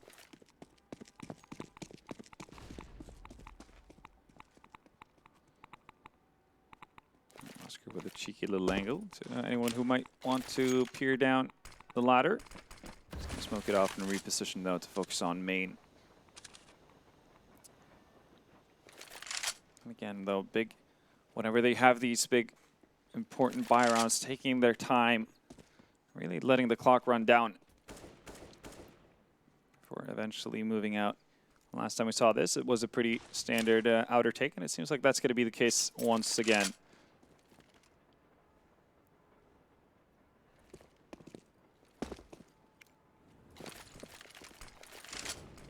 Here comes this push, and it is as simple and as basic as it gets. The wall of smokes in towards the A bomb site. The standard default play from a Big. Christian and Oscar going to be tearing it limb from limb with the AWPs, and Tabson, try as he might to find something for Big Plan to get back into this round. He just cannot find anything. Snack's going to be chiming in with another, and it's Tabson in a 1v5. He's completely surrounded. There's absolutely no way, and mousesports going to be clawing their way to a 13th round, and now just 2 away from a Big as they match up that Big scoreline from the end of that first half. Let's not forget it was 13-2 in favor of Big. Somehow, we've arrived at a position where mousesports have that same amount of rounds now on their CT side. They just need 2 more to carry this through to an overtime. And the worrying part for Big right now is the fact that they don't have any money. They're going to have to let this round go. I mean, barring something really spectacular from some of the individuals on their side, this is going to be a 14th round for mousesports, and we're going to see at least all 30 rounds played. Boy, that's definitely not what you expected after seeing the display from Big in the first half. There is an opportunity here, though. You do see there's only a sole defender on the inner bomb side. That's Rops. He doesn't get caught off guard. There still should be time. Should still be time for mousesports to rotate in. And you can see Oscar's already made the move as Big back out.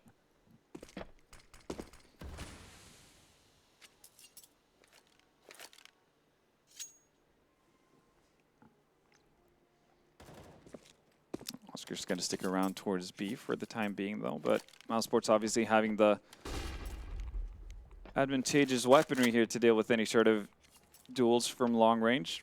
Actually, not even a deagle on the side of Big, so they can't really hope to get into duels here either and get a lucky one shot.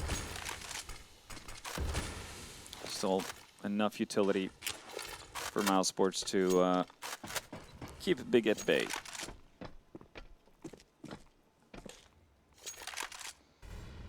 Again, 3 players from Big up towards Ivy. They're going to sneak as close as they can. Hope to not get spotted out by Chris J, but that's not going to be the case. Nearly gets a double there as well. Can't get the follow-up, though. Well, he doesn't, but Sunny's there in position to deal with the 2 remaining Big players. Might even actually find a third, and he does.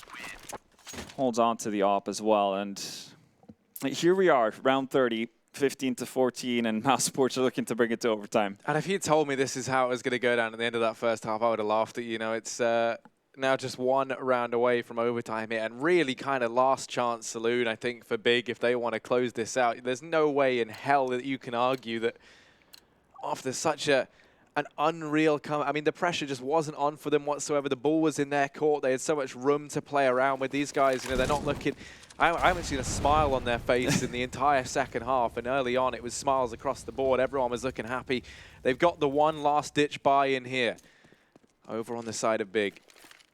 And for how dominant we've talked about Big being on their CT side, mousesports have done the exact same thing. You could see it there displayed. How many players they managed to have alive every time they went around. It's just a minimum of 3 players staying alive. It's obviously going to do wonders for your economy. Not that it matters at this point. The question is, Big, they haven't really won too many rounds off of their strategies that's been off of individual players being able to step up at any given occasion. So what do they actually go to? What's going to be the most reliant strategy Gabi has to pull out? I mean, you know, the strategies haven't looked stellar for Big. It's just like they haven't been finding the kills. You know, in a lot of ways, it feels like it's almost as simple as that. I mean, Tab somewhat coming into this second half, I think he had 24 kills. Now he's on 30, so he's managed 6 kills over the last 15 rounds. And, you know, he is top of the board. It's not that we're asking more of him. It's just, you know, no one. If he's not finding frags, then no one else on the squad is either. It's a big... comes down to this. If they want to try and finally finish what they started in this first half, they're relying on a B play. All 4 players here. Tizzy are going to be wrapping around into Ivy. No one keeping an eye on him. Rops is good for 1, but they still have to get by Sunny. There's only 13 seconds. Sunny could just deny the bomb plant here, and that could be the round. The bomb gets dropped forward, and Sunny tucked away. Tizzy and still rotating in. There's no time here. The bomb's out in the open, and that's the round. mousesports have done it on time alone. Chris J and Oscar just have to stay alive. We're going through to overtime. And for Big to have it all fall apart because of the timing at the end, that is absolutely devastating. You can see... LMBT celebrating LMBT, yeah, I mean, you know... It might be premature, but... I mean, they made it this way. It's certainly not looking like it there. I mean, you can see, you know, God B, this is the most stressed you've ever seen this man look. He's... I mean, that looked like it could have been their round, Halvor. They found the openers. They get down ramp. They're there. And then they look so hesitant. They slow down, and that's normally not a very big thing. You know, normally these guys have such a key idea of what it is they're doing, who plays where, you know, whose spot is where, you know, who's covering what, like who's watching what angle. And it just didn't happen. They slowed down on the ramp, they stop, and those few seconds of hesitancy cost them everything in that round. And I mean, we saw that during one of the rounds that they actually won as well, or actually, you know, the 2 previous attempts at an intertake as well. They get down. They might even find an opening frag, but then nothing comes of it. The one successful round they had was because Tabson pretty much single-handedly was able to move his way up, you know, towards the trains closest to connector to kind of mess with any sort of rotation coming in from mousesports, just to keep them at bay. And I mean, that is kind of the most default thing and the most fundamental theory side of an interpush, is the fact that you need to get players forward in order to mess with the CTs. Otherwise, you're not going to be in an advantage at any given time. That just never came to fruition from Big. Whether that's nerves coming into play, if they're playing scared or not, that's hard to tell. But it doesn't make for a pretty sight, that's for sure. I mean, Big, they have had one experience with OT so far in this tournament. That didn't go too well, losing out their opener match versus Fragsters on a nuke. So here we are into the first round of OT. And I mean, has your confidence in Big been shook as we've gone through this adventure? I wouldn't even describe it as an adventure. It's more like torture at this point in time. I don't know how this has happened. And I don't think, you know, the big guys don't either. It's pretty evident. They seem pretty out of it, you know, like not really living up to the hype. God B even going to be donning the AWP on this T side alongside Smooya, which... I think Chad mentioned this, that God B every now and again would pick up an AWP and venture towards Pop Dog. I mean, if all else fails, right? Yeah, I mean, at this point, you have tried literally everything. So you're, you know, desperate for options. Smooya going to be the man to open up. There's 1 minute and 15 seconds left. There's still time for Big to try and get something done. God B crawling forward, going to get spotted by Sunny. So back into the 4-on-4, all even. As that equalizer is found. Chris J. Oh. Going to get toppled by Smooya, so he's looking to try and carve a path for Big in overtime. Seems like they're focused on the back line here. That's going to punish Tizian. Smooya thinks better of it. moves back towards Ivy. Actually, might go for a second dip in there. And meanwhile, Sunny out by Electro. He's going to find tabs in at least, so that's one big hitter from Big down. Next gets the reply, though. So it's a 2v2, and Smooya's actually been able to move forward here. He might hear Oscar moving up old bomb train. If he's not aware, I mean, actually, Oscar's going to rotate off, so that allows a venue for Next to bring out the bomb, I say, but Robs is there covering off the angle. Now it's really tough for the UK professional here. It's about to get a lot rougher as Robs finds his back, and mousesports bring it back one more time. 16 on the board. I mean, this has been one hell of a swing for this mousesports side. I mean, 14 out of the last 16 in pretty clear-cut fashion as well has gone the way of mousesports. Yeah, you know, it just, you don't even know how it's happened at this point in time. I mean, for Big, I mean, the thing I'm kind of wondering is, you think back to the round that they do get, it was on the back of that faster play from Tizian in through Ivy. He finds a double, and since then, every single round from Big has been these painstakingly slow rounds where they're not really challenging. Like, once again, faster play down here towards Ivy. You find yourself an early man advantage. It's Chris J as well that you've taken down. Now you've got plenty of time to work with.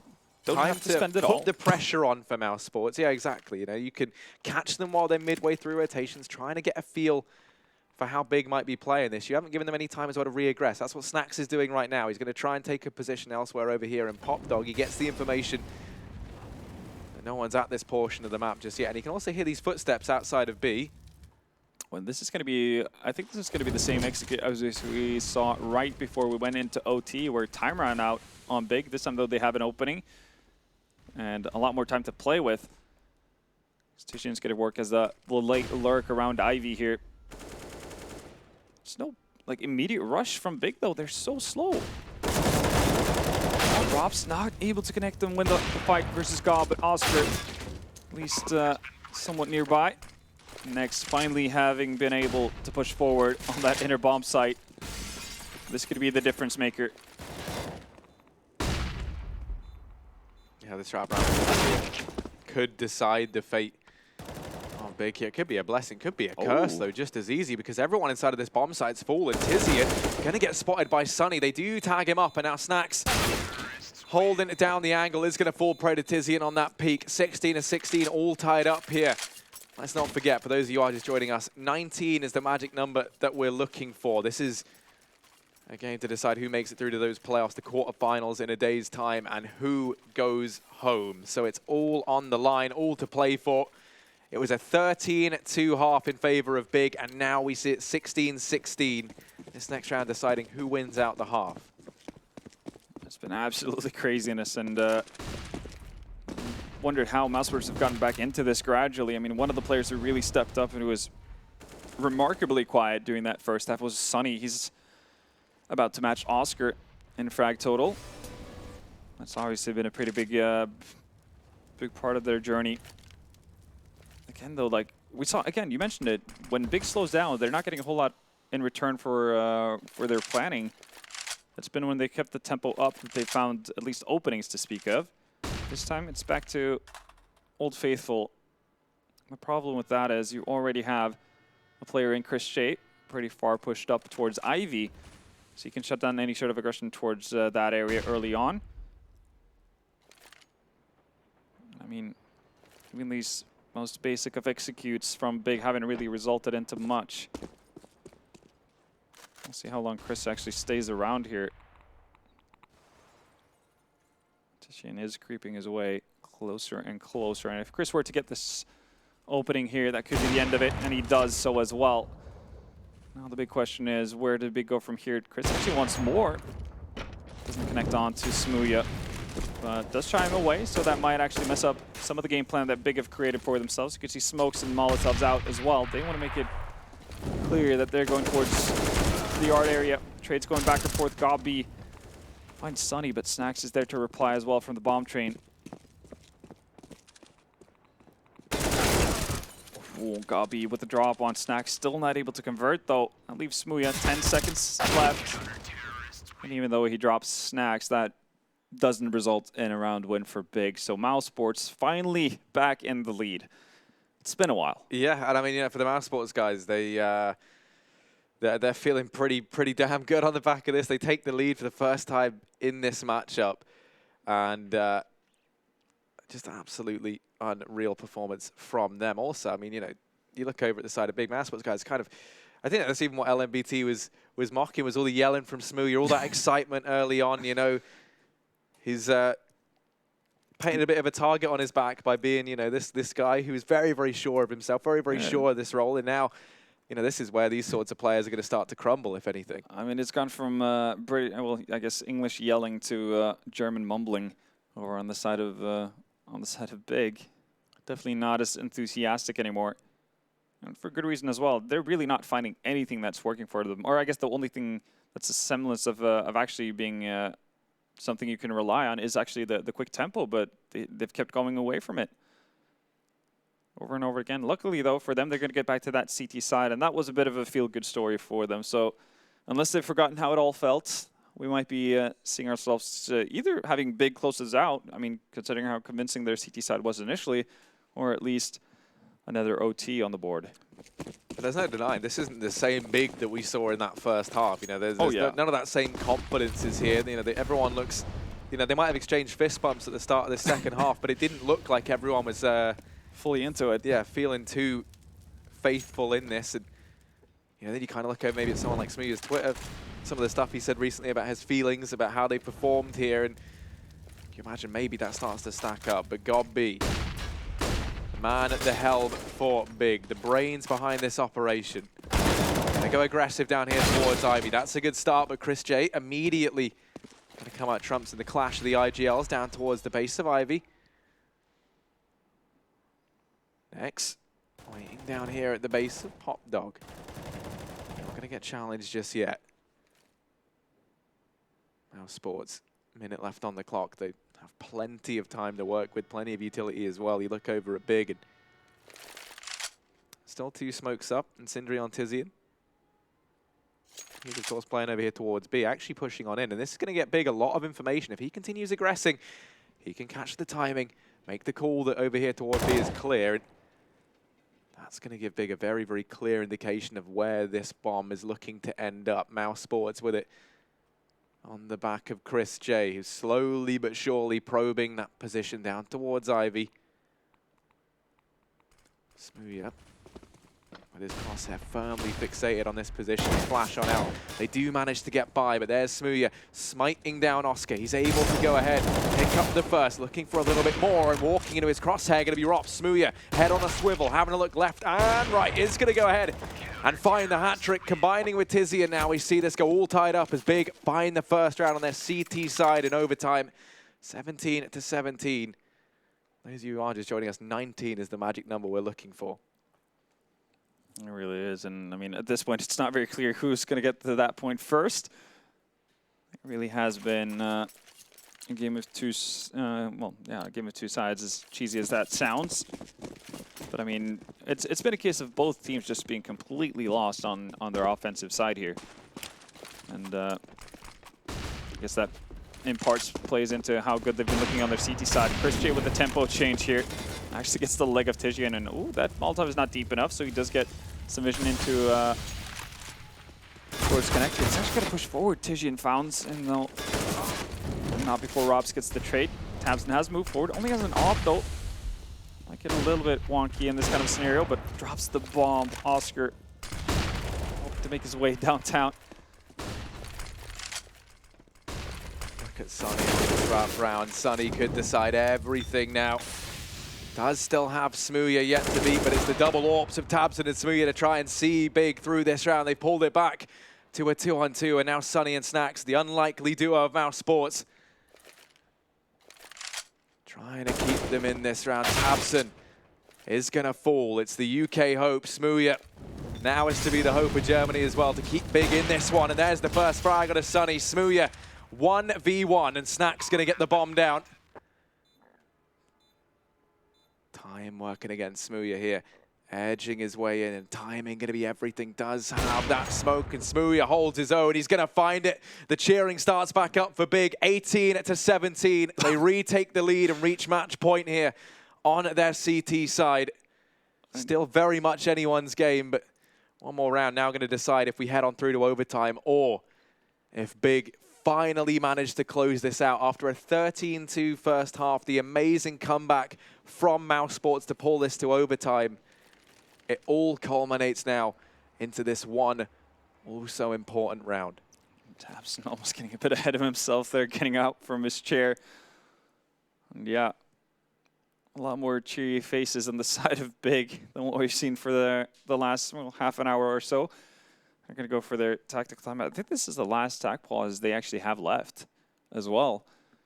So they're going to have to use it wisely. They only need one more round to do this. And Samuya, I mean, we talked about Tabson throughout the entirety of the first half. He was really the catalyst for Big's first half. Obviously, Samuya being a part of that as well. But now, towards the later stages, it's been all about the Brit. Plays that 1v2 brilliantly as well. I'm definitely feeling it right now. So here we go into the potentially last round of this matchup. The loser goes home. mousesports fighting for another set of OT. Big wanting to close this out as quickly as possible. Buy's not going to be anything to be discussed really on both sides. They're going to have pretty much everything at their disposal. Double up out once more for Big. Only the one on Oscar on the side of mousesports.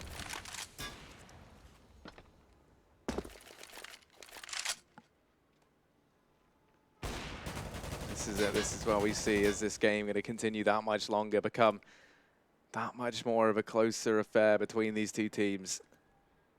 All the hard work of this man on your screen, Samuya, finally prevailed. Much slower round from mousesports here. 55 seconds left. So time already starting to tick away from them. And you take a look at the position. They haven't really gained too much across the map. Really haven't done much of anything. I mean, I guess you could look at it as a marginal win for them, to having forced Big to spend a fair bit of utility. 2 Molotovs left, one of them being on Gabi, the other one on Next. So that could come into play. Gabi is the sole defender of this inner bomb side as well, so it's a bit of a change-up for Big as well. In terms of who's playing here, maybe he's looking to deny any sort of bomb plant with the time running down. Doesn't need to actually to get the Molotov down just yet. But 15 seconds left. This Molotov is getting more and more juicy. Out it goes.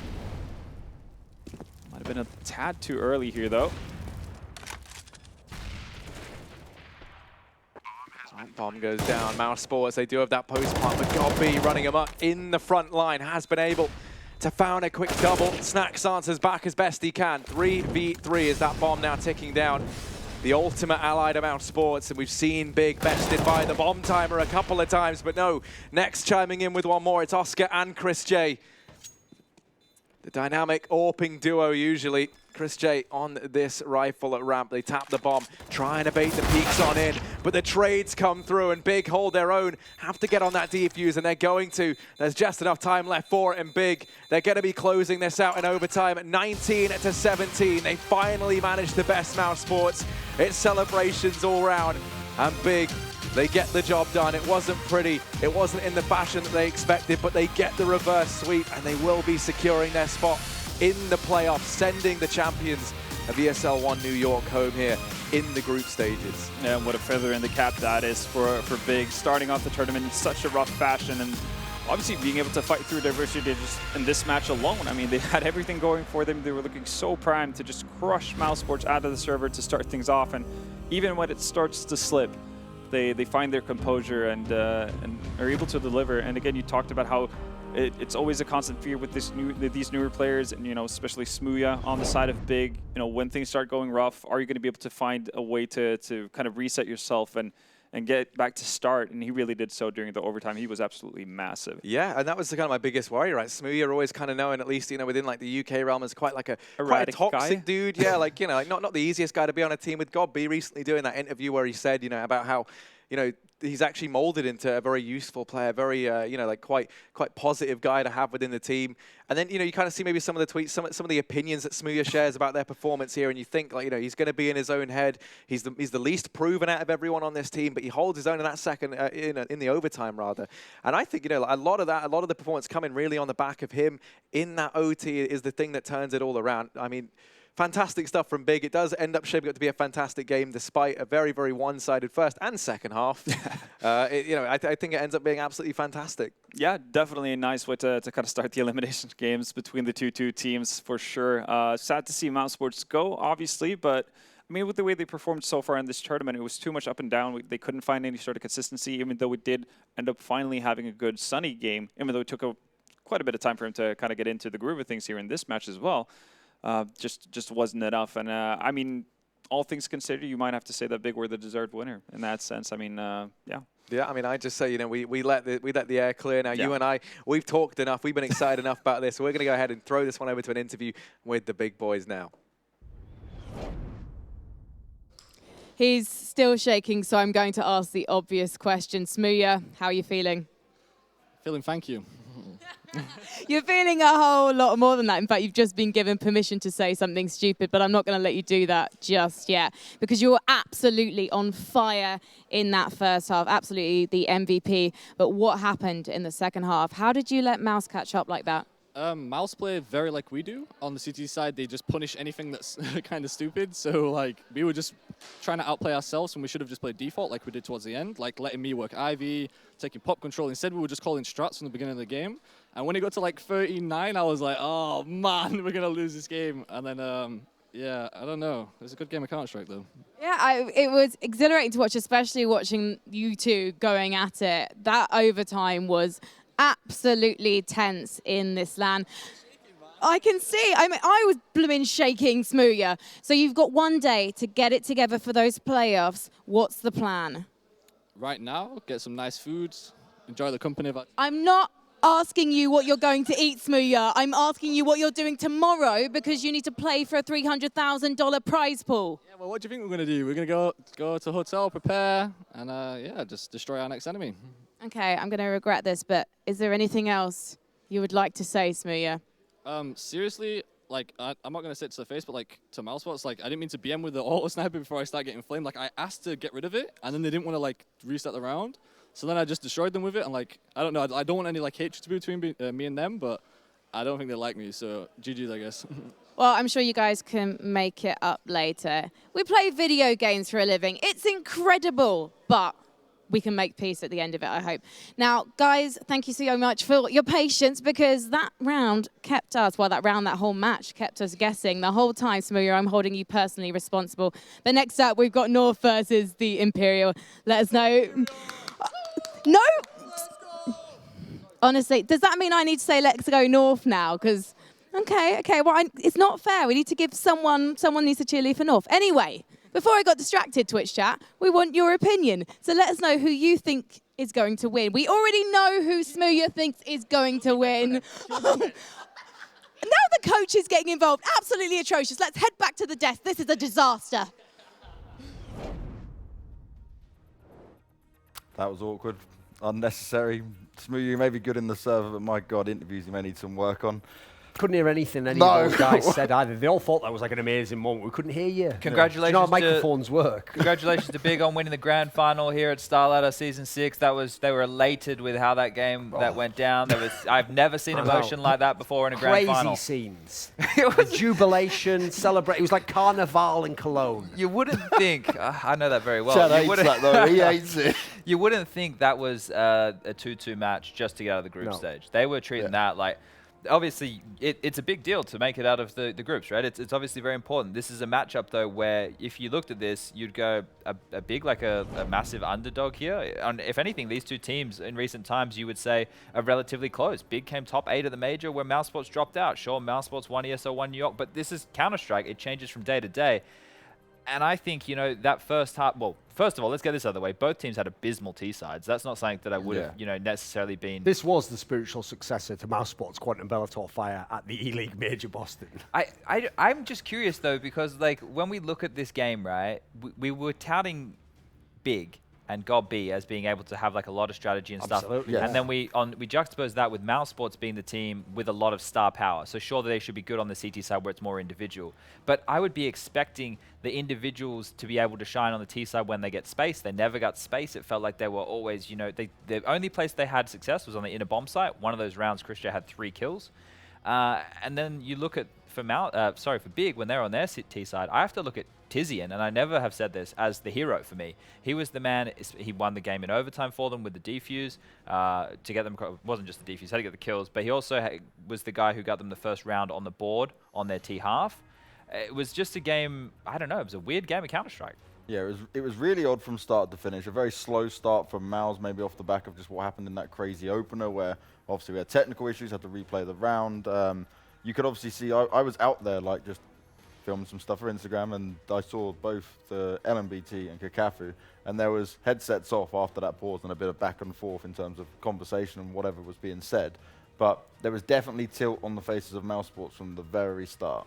Neither team could be happy with this game, even if they won. That's the problem. Like, that's why, even though the big guys tried at the end to be like, yeah, great job, guys, that you really did put yourself in a bad spot in this game, especially because, as you're saying from Chad here, this is the ideal setup. What your monster CT half, everything's going great. Yeah. Let's come in on the T half. All we got to do is execute a few times, grind it out, and they absolutely failed to do that. But isn't also the part of it, okay, we see them being very happy, cheering, excited. Is that maybe something that just works for Big in general? Maybe. Look, let me... I mean, they weren't doing that when they were losing the round, so if it magically turns things around, just do it when you start losing.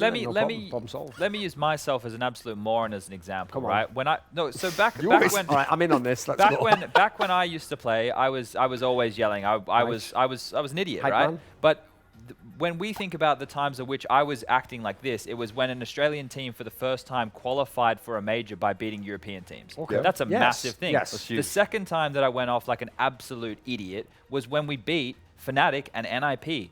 Both games were massive underdogs. Like, we're not even anywhere near. Here, if Big considered themselves that big of an underdog against mousesports, I would be very surprised. I think I'd be quite confident if I were going in on a map that they like of Train, you know, all the factors with mousesports looking flat at this event. They're coming off a reverse sweep. They're looking hot. You know, the last 2 wins on the trot. I'd be going in this one feeling quite confident. Maybe that is. Maybe it is. Maybe the yelling just drives them. There's a saying, right, that what you tell, if you're a veteran coach and you get a young player and he's really good, but he goes too ham like that in the first game, and you tell him, act like you're supposed to be here. That's the mentality to have, you know. If you're going to win this tournament, I mean, this isn't the biggest match of the game, tournament, is it? Like, this was a decent opponent, but it was also one that was vulnerable. You got them onto the map you wanted them on. Sure, good map for them, but ideal map for you. I said, like, in terms of actual comfort, this is the ideal map for the big clan to play. So I feel as though, yeah, that is a little bit strange. In terms of the game, I can't really blame the teams too much. It was just a very, very messy game. It was all over the place. Like, for example, Chad did kind of put the old caster curse on Sonny there.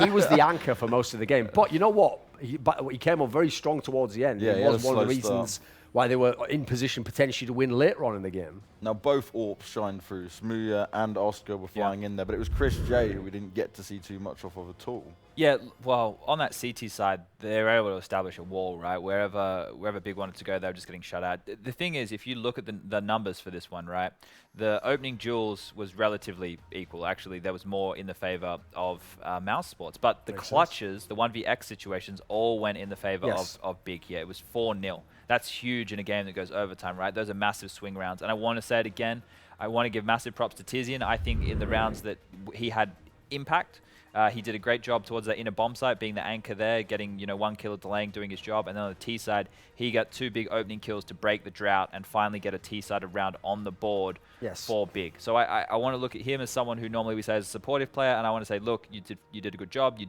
played above your normal standards, so you're a win condition right now for Big in this matchup. Smuya and Tabson, they got theirs. We expected them to get theirs. You know, these are the 2 guys who are built as to be the stars. So still, fantastic game from Smuya. I think the auto sniper early is a great way to tilt your opponent, right? So it's people see it as disrespectful, but it's a Valve want every gun in the game to work, and Smuya's showing us that. So we saw some Krieg, some org action come out. Actually, I think Chris J had it on the second round of the CT side. The real irony, of course, the 2 players who were on the chopping block to potentially get caught from both of these teams. Yeah, and both with massive. It's good to see both Oscar nothing back, to do right? with in-game qualities, essentially.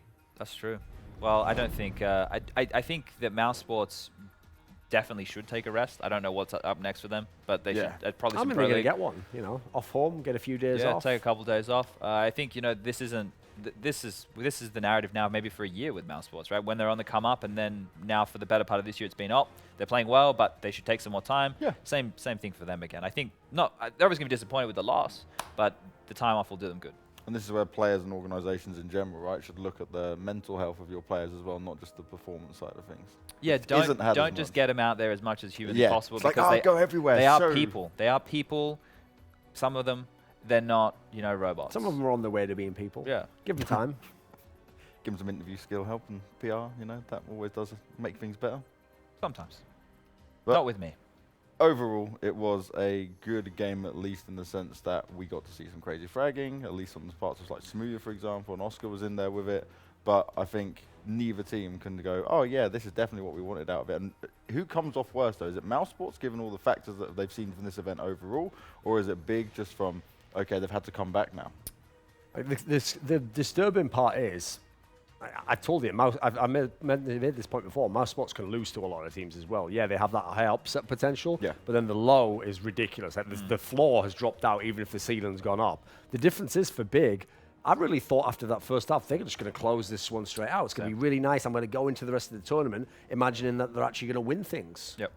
I got one for everybody at home before we close this one down. Have you ever wanted to go to Hell? Well, me either. You can go to Hell Case. They have cases, skins. I think I'm in Hell, mate. And you can use the code SLTV for a 10% discount. Thank you very much, Chad. There you go. Hell Case. That's all done, and when we get back, our next game will be coming up. It's going to be North taking on the Imperial. Now, we didn't hear what Neil M had to say because we didn't hear it on the microphone. Maybe we'll find out a little bit later on if they can take down. Maybe a blessing. Probably a blessing as well, yeah, probably a blessing. But maybe we'll find out if they can take down North very soon.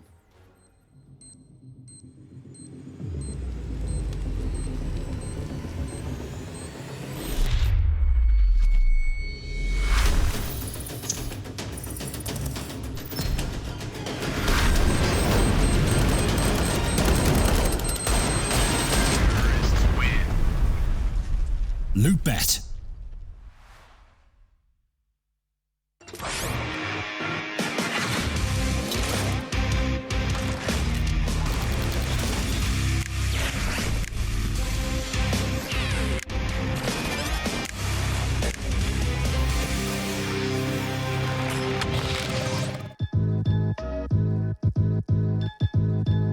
With Hellcase multi-cases, you are no longer restricted by random case opening mechanisms. Now, you are able to pick any of the cells containing skins and actually determine what you win.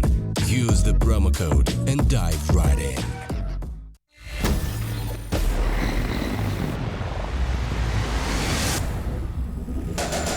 I'm a soldier. I'm a fighter. Can't burn me, I'm the igniter. Gonna be a legend, gonna take it all.